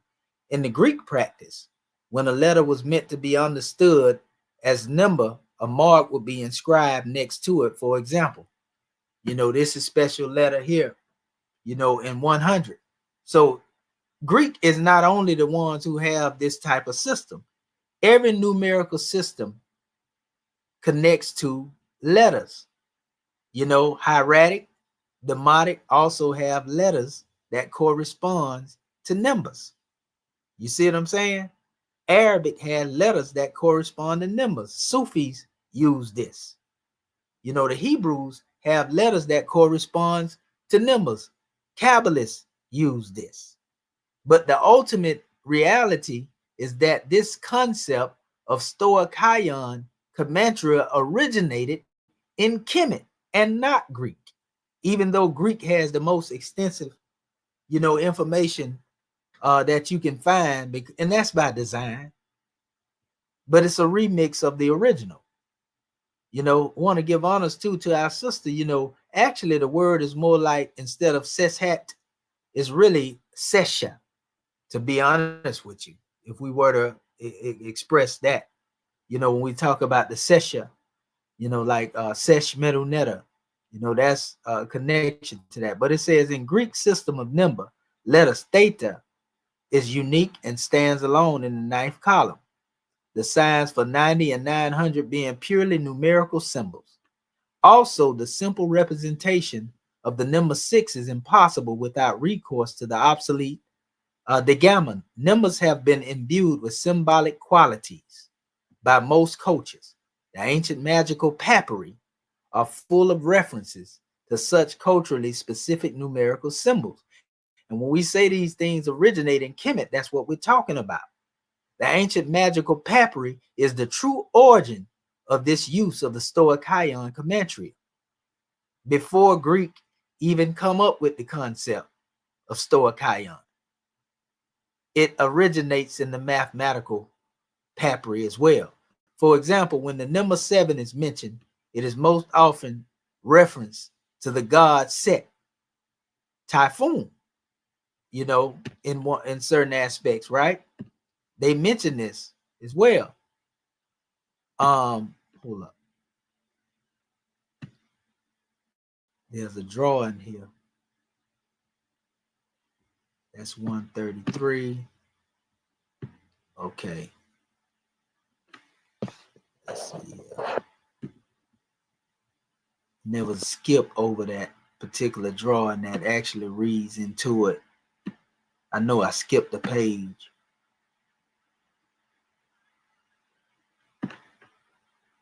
Okay, where is it? It should be whose seat is behind the constellation of the Thigh Kafesh. Yeah, that's what I was looking for. And I wanted to emphasize that. What page that was, Sister Dendra? 131. I might have not have by mistake put it in here. I thought I had it up here though. Is that it right there? No, that's 116. But read the rest of that, Sister Dendra, because I thought I had it up here. Wait, is that it? Yeah. Let me see. I knew I had put that thing up here. I thought I saw. I think I might. I may have not. I may have didn't put that up here by mistake. I could have sworn I had it up here. But go ahead, Sister Dendra, and read that, because that's a very important measure right there. Okay. That you are dealing with. Okay, on page 131, it says, whose seat is behind the constellation of the Thigh Kafesh, which consists of seven. Now, what is the constellation of Thigh Kafesh? That's the scimitar and the star, remember? Right. I wanted to point that out to our people. That's our symbol. That's our adept symbol. But go ahead. It's which consists of 7 stars. We most commonly call this constellation the Big Dipper. However, the usual use of numerical symbolism at the deeper level of understanding is one we know about from the writing of the Pythagoreans and the Neoplatonists. For them, each of the numbers 1 through 10 had a special, if manifold, quantitative meaning. Note that for them, the idea of number was not confined to a matter of quantity. Here are a few of the qualities ascribed to each of the numbers in the theology of arithmetic, thought to be based on the works of the Neoplatonists and Theragus Lumberchus, Lamblichus, and then it goes, and then it goes into the numbers like 1. I thought I saw that up there. 1 equal the monad. It is called the feast, whatever that is. Okay, now I can put it up here. Yeah. I got it right here. I got the rest of that. What you going into? I can put that up here now. But yeah, that is at the top of that. It was at the top of it. Yeah, I think. Yeah, that's right at the top. You have to make yours bigger. I can't hardly see it, but that's it. Well, hold up. I got you right now. I got the drawings up here. Yeah, pull that 1 and 2 and all them. The gematria, yeah. I got them right here. Yeah. Okay, let me go over to the number 1.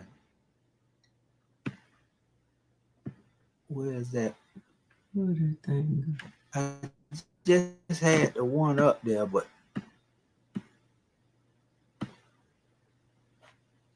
why is it not letting me pull up?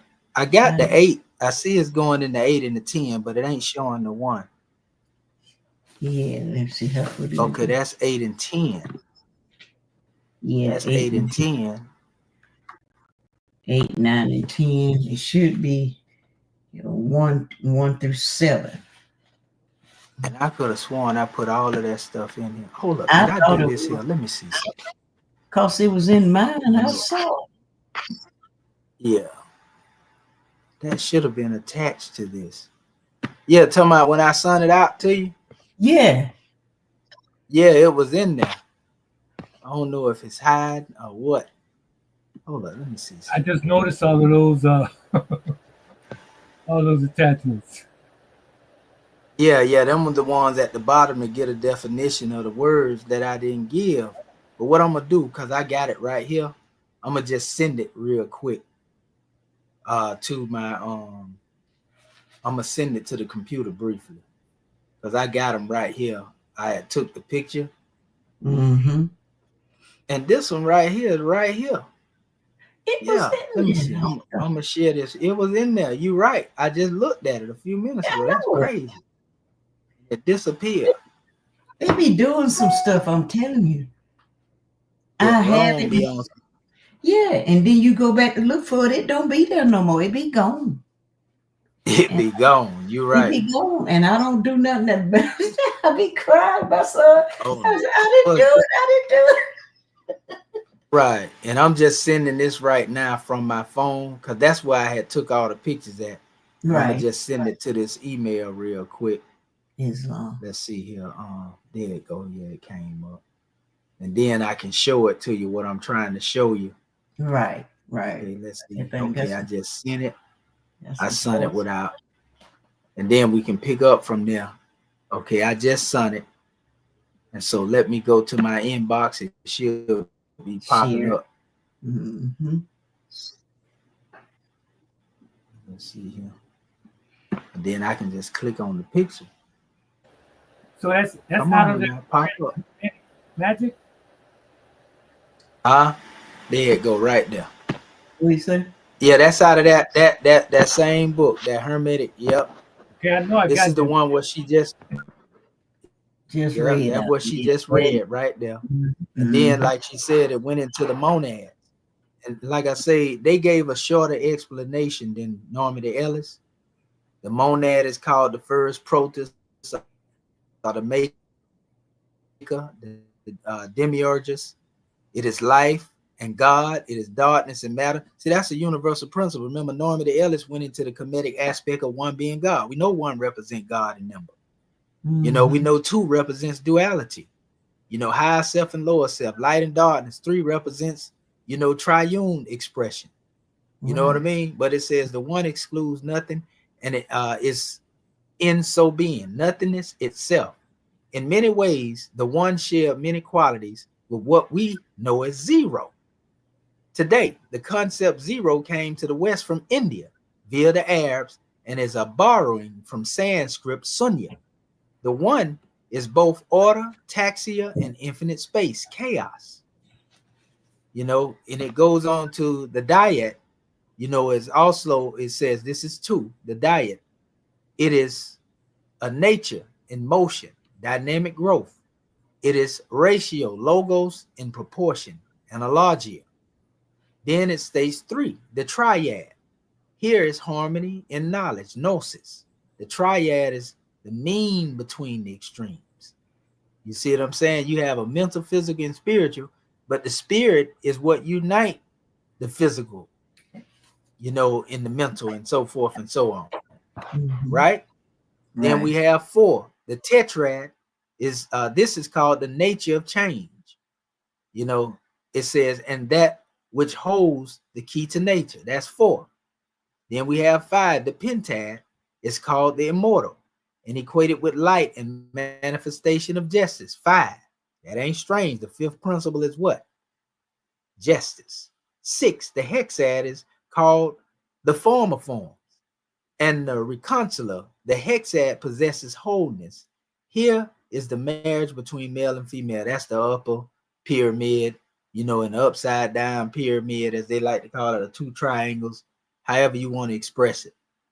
You know, seven, the heptad is known as the citadel, Acropolis, and the one which preserves. The heptad is the Reverend Seven. You see? And then I got the other ones up here. I got to go back into that other email we had. Let's see. And I click on it and it continues from that. I know good well y'all ain't trying to make this thing disappear. We definitely know something wrong now. You see that?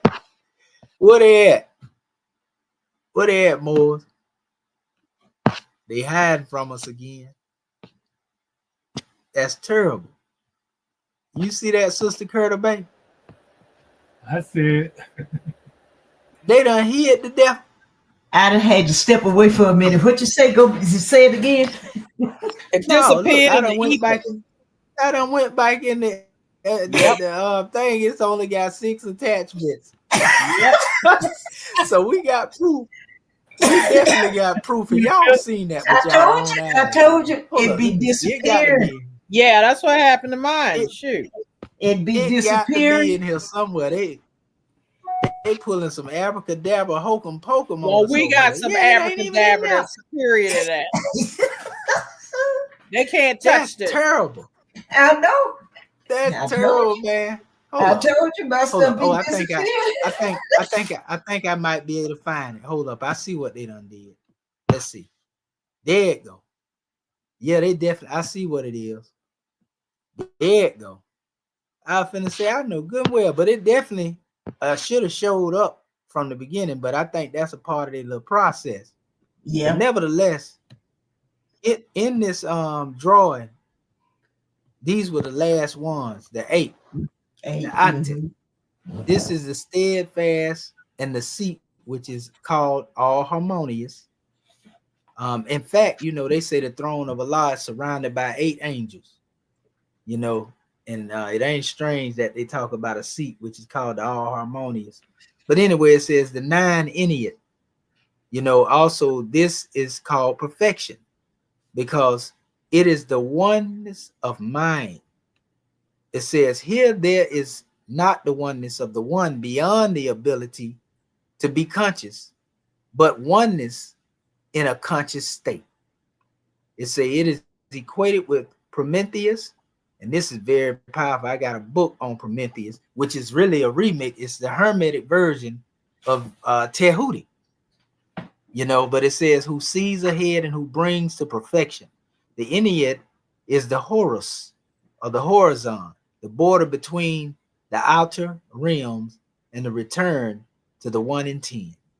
And then it says 10, the decade. Here there's a return of the quality of the one. It says, but on a different level. It is equated with eternity or ion. It says in memory of necessity, 10 is the number of the cosmos. So it says these qualitative discussions are highly relevant to understanding the essences of the 10 spheres of being as depicted in Alexandrian Tree of Life. See, they are in fact something separate from the qualities represented in the Stoicheia, bearing the same number designations. The Stoicheia are manifestations of quasi-sensible signs of that which is only fully intelligible in the pure abstract numbers of the spheres. So they go into all of this right here. Like I say, I'm going to go further into this in our next measure. We want to get to the closing of it. But I just wanted you to understand in the basic aspects, of what this is, this Stoicheion. Again, this is dealing with the esoteric study of letters, and it's powerful. That's all I'm going to say. It's very powerful. As you can already see, we don't even have to say it, no more. But, this represents, these are formulas, family. And they all come from the Kemetic traditions, contrary to popular belief. But now you know how to really deal with these symbols and these pictures. We talking about people, places, and things. We're talking about nouns and neuters or natures. We're talking about elemental beings in the form of numbers. The matrix we are decoding right now. We breaking the code of the matrix. And the matrix is really symbolic to the womb of the mother. But I love that demonstration dealing with, the Big Dipper, because that keeps popping up all over the place. That's our adept symbol. The prophet knew what he was doing, family. So at this time, what we gonna do? We gonna open up the floor to our scribes so that we can close this thing out. Because we went over, but this was fulfilling. This brought a lot of clarity, and we even came forth with another methodology to bring union between the knowledge. Islamism without the schism. If that ain't divine wisdom, I don't know what it is. Come on up in here, Grand National Secretary of State. I know you got something to say. Oh my goodness. Having already risen, given praise and honor we're due, I just have so much gratitude, to our family online, our scribes here on the panel, to Act One, our government, and to you, Dr. Shaheed, for the clarity, the hammer of repetition, the revelations received, and just the keys that you brought forth in reference to, so that we not constantly beginning, just continue to immerse ourselves and trust in the Hierophant within ourselves to continue to bring forth revelations. And I tell you, these keys here, which we know is the truth, just like when we first heard the words of our prophet Noble Drew Ali. But the connectivity to the universe and how to use our sciences, for bringing forth goodness, peace, and happiness, or bringing forth love, truth, peace, freedom, and justice, being able to solve problems, being able to advance ourselves in the line of what our ancestors demonstrated, because we knew that it was something more than just some paintings on the wall, or what the remix of Rome would have it, as far as trying to limit it to various letters, and just giving you a piece here, enough to try to deter you. But see, you can't supersede the will of the Creator when it is meant for his people to receive these blessings in this new era of time. So I'm just so pumped up, charged up behind this class. I'm grateful for the questions and grateful for you being patient enough until the stuff clicked.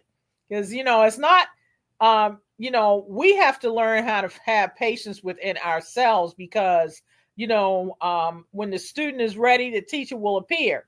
And so a lot of times the repetition, as the prophet said, I'm going to repeat myself, is critical until it becomes the all in all, or the alpha, etc. So I'm just so pumped up behind this class. Definitely got to listen to the playback. I'm waiting for that other book, but gratitude for the assignment to get the neurons firing, even though I was like, oh my God, but hey, praise Allah for the blessing. And we appreciate you, National Assistant Grand Sheik, and our government. Gratitude, scribes. Peace and love. And gratitude to you, scribe.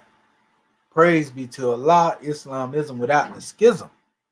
Is our chairman available, or is he on a mission? Dr. Acton Pert M. Heru, Tutankhamun Bay.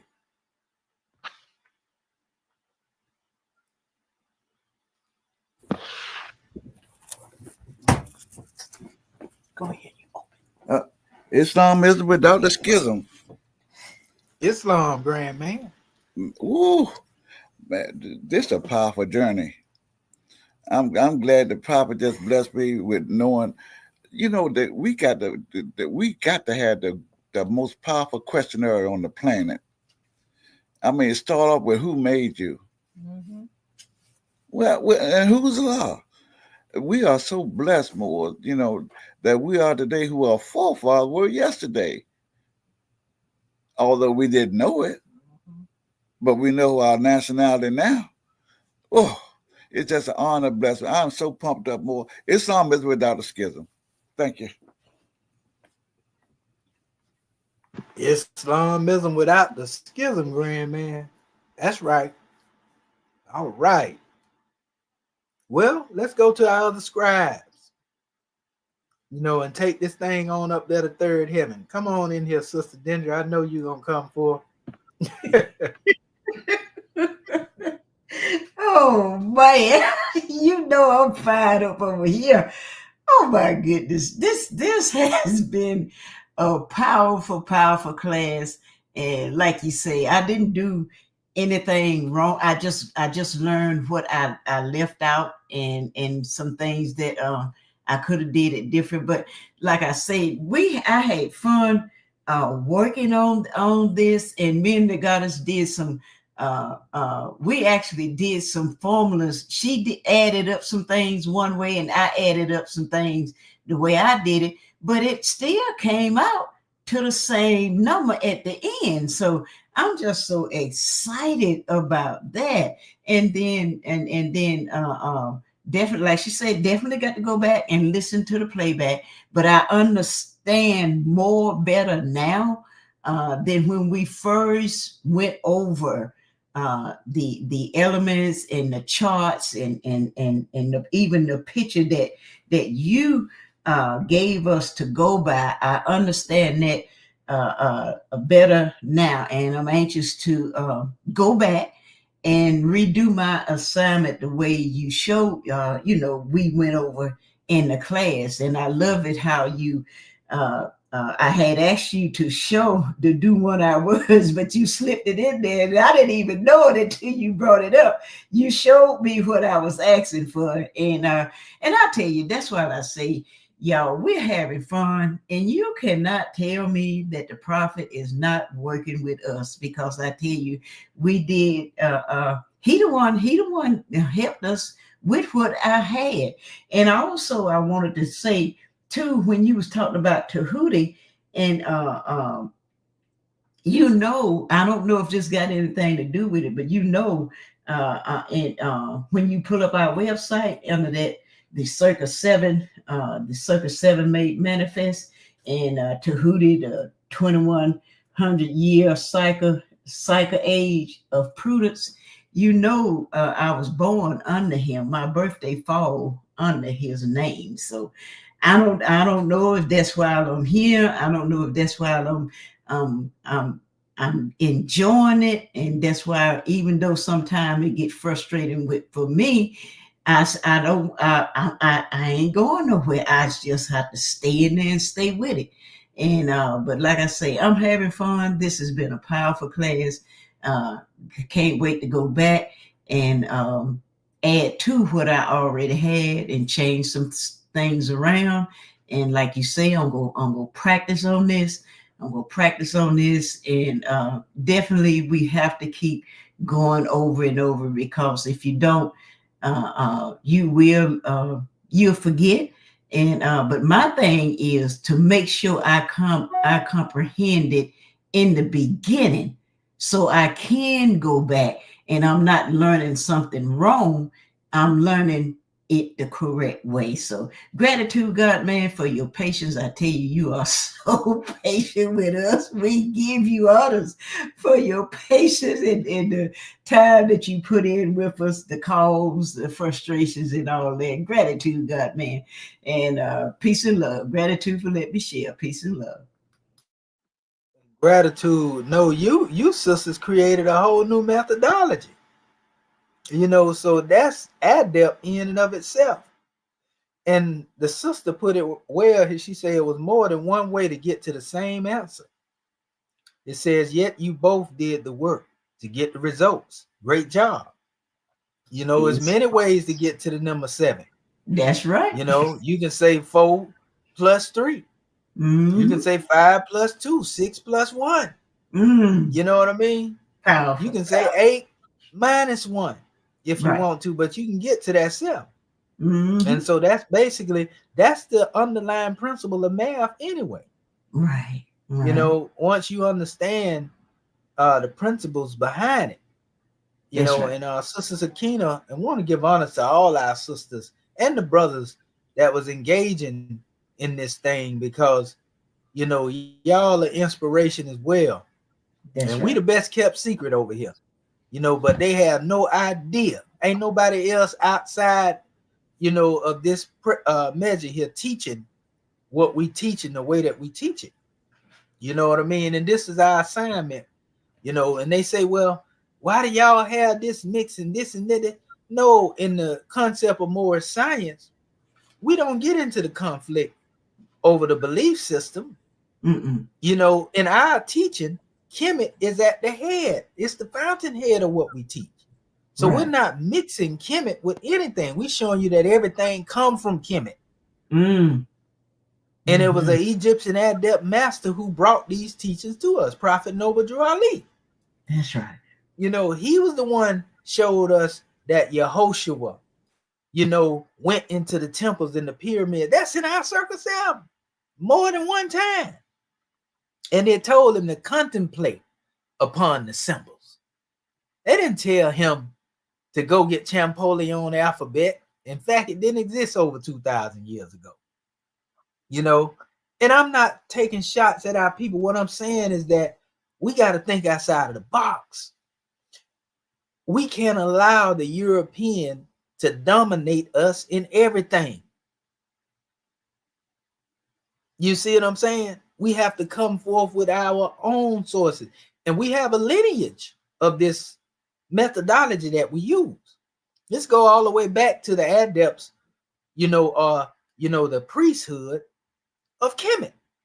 That's the difference between us. There's a broken line when you deal with that thing come from Champollion, because like I said, you don't find no alphabet charts that exists in the way that he created them in ancient Egypt. And I asked our brothers that. I said, I'll give y'all 3 years and I bet you won't find it.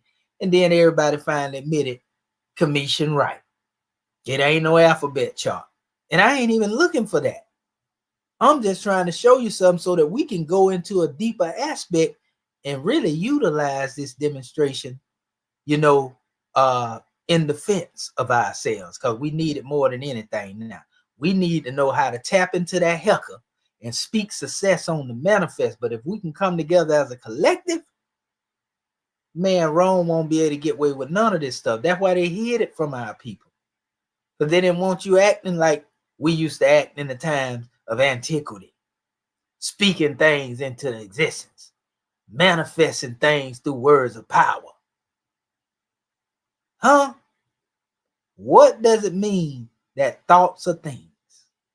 Thoughts are the DNA of the universe, containing the code that gives form to our physical life experience. And that's what we say and we mean when we talk about metaphysical language of ancient Kemetic words of power. Where you at, Brother Marvin Epps, babe? Islam and Islam. You there, Doctor of Divinity? Gratitude, God, man, for calling me and stuff. Marvin of the day. Praise and honor have been given. Man, I tell you, this is a very powerful class this morning. I mean, there was a paradigm shift. I'm thinking one way, and then I was glad you brought that when you were reading about the Greeks, and then you all of a sudden, almost magically, brought in the Kemetic, source of it all. You're bringing me back, because it's easy for me to go, to the left or the right. But praise Allah for your patience with me, with us. And praise Allah for this North American government, for all it does for our people, and bringing us together. And that's what it's all about, that unity. You know what I mean? When you don't know something, be quiet. It'll come to you. You know what I'm saying? And so I'm just so grateful for being here. Gratitude. Islamic peace. And gratitude and Islam and peace. And at this time, we just want to give honors again to all of our families showing up, in spite of, the little hiccups that we've been having with these Roman contraptions. But we're going to get this truth to y'all. And we're going to make sure our people understand it with power, clarity, and authority. And we are trying to give the truth to our people based upon, being able to make it applicable to your life. You see, that's the whole goal of this special measure, but we have to give it by degrees, because even this is a lot to digest if you haven't heard this information, but we are actually, what they like to do in the scientific realm, we are showing you where it originated from. We are showing you what you can do with divine science and mind science. And if you experiment it, with it enough, then you can really get some results from the work that you put in. This is not no spookism and hokum pokum over here. You can see this stuff even if you don't really know the essence of what we're talking about, but you just got to put the work in. So we want to give honors to all of you. We want to give honors to everybody that showed up, from our beloved family, our sister Sina Renee, Tarif Bay, Sakina Ra. We give honors to your sister, long time no see. Sunshine L, a regular, we give honors to you as well, sister. Along with our beloved family, our brother Blockchain Butter. We give honors to you as well, brother. And the actual alphabet chart is in the sequence of these lessons, brother. So if you tap into the channel, you will find the chart and a whole lot more. It's a whole lot over here, and You go in there, brother, it's there. So we have it here. And we'll be around in the next cycle as well. You know, so at this time, we're going to pass this demonstration over to our beloved goddess and queen, Sister Dendra Neal Curta Bay, scribes, you know, and then we're going to take this demonstration into third heaven. We already there, but we talking about the elevated aspect of Islam. Islam. January 15, 1929. A warning from the prophet to be read at every meeting. And I hereby inform all citizens that they must end all radical agitating speeches while at work in their homes on the streets. We are for peace and not destruction. Stop flashing your cards at Europeans. It causes confusion. Remember, your card is for your salvation. Failure to obey these orders will be a severe consequence. We are for love, truth, peace, freedom, and justice. And when these principles are violated, justice must then take its course. And a citizen or a group of citizens who hold malicious feelings toward the government of the prophet or violate the divine covenant of the Moorish movement will receive their reward from Allah for their unjust deeds. All true Moors will and must obey the law as laid down to them by their prophet. If they lose confidence in their prophet, they should turn in their card and button, cease wearing their turban and fez, and return to the state where I, the prophet, found you. This is a holy and divine movement founded by the prophet Noble Drew Ali. And if the prophet is not right, the government is not right. The prophet, therefore, is sending out the divine plea to all Moorish Americans that they do their part in protecting their prophet and the government. This is an everlasting movement founded by the prophet through the will of Allah to redeem his people from their sinful ways. By the order of Prophet Noble Drew Ali. A holy covenant of the Asiatic nations. Ye are the children of one father, provided for by his care, and the breast of one mother have given you suck. Let the bonds of affection therefore unite thee with thy brothers, that peace and happiness may dwell in thy father's house. And when ye separate in the world, remember the relation that bindeth you to love and unity, and prefer not a stranger before thy own blood. If thy brother is in adversity, assist him. If thy sister is in trouble, forsake her not. So shall the fortunes of thy father contribute to the support of his whole race, and his care be continued to you all in your love to each other.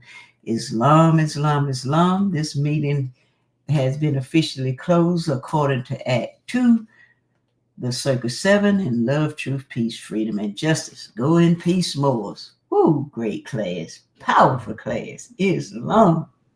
Great class. Gratitude. Yes, Peace and love, yes. family. Praise Allah. Peace and love. Peace and love, family. Islamism without the schism. Yes. You know, grand drawing scribes, we love you for all that you do, Great class. all that you've done, and all that you will do. Love you, Morris. Love you, Moors. Love y'all too. All right, we'll see you Love. in Sunday school. Islam. Peace and love. Yeah, we love y'all too. Islamism without the schism. Oh yeah. All right. Well, family, we just want to say again, thank you.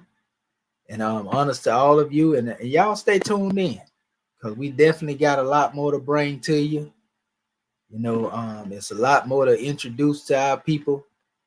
And we're going to keep bringing the truth. That's all we know how to do. We don't know how to do nothing else but bring the truth to y'all. So peace and love. Islamism without the schism. And we'll see y'all next time. We're going to take this demonstration out with one drawing here. We're going to take this demonstration out with a tripe. Yeah, because it's more meaningful now than it was then. Let me see if I can pull it up real quick. Goodness gracious, I got so much up here in my archives. It's hard to find the what in the world? Oh, there it go, right there. Take y'all out with some good Moorish music. Let's see here. There we go. We're gonna share the screen.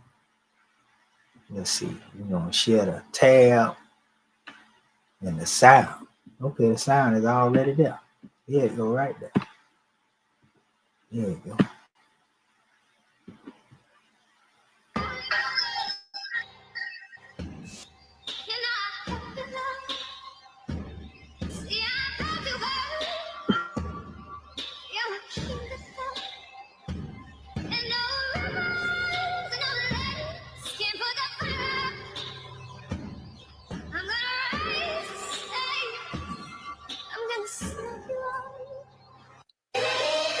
Salute the Prince of Peace, he was the Prince of Strife. Our holy prophet gave his life a willing sacrifice. The seventh of the time, the book of seven seals. The circle seven made flesh, yeah, he lifted the veil. Conceived in trying times, yeah, his spirit was channeled. Allah's love thought, he was wrapped in the mantle. Egyptian priests in the east seen his star and rejoiced. They opened up the chambers, golden cords for horse. They spoke in many tongues and wrote in Medu.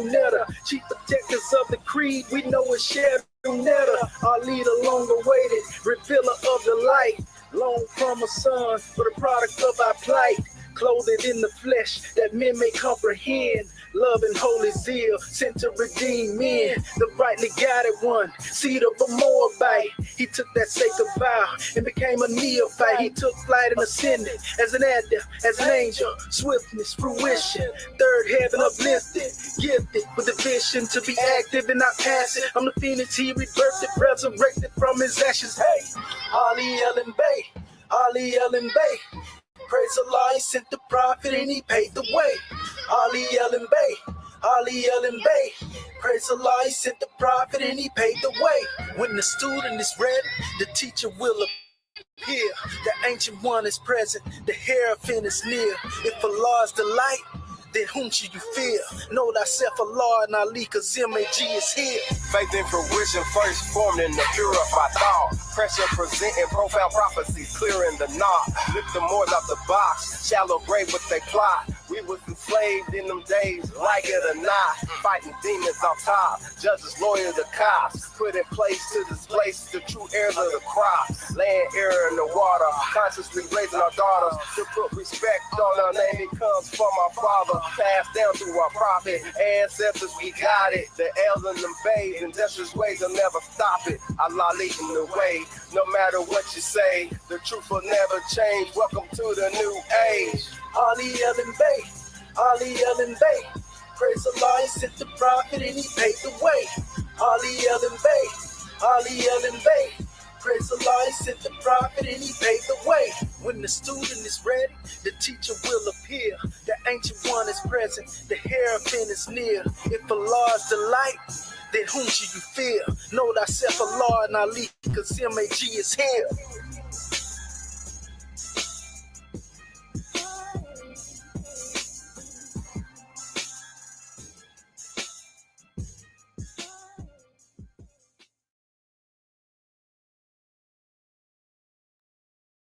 Peace and love, family. Uncle Ajet Sanev, Shimo Tepu.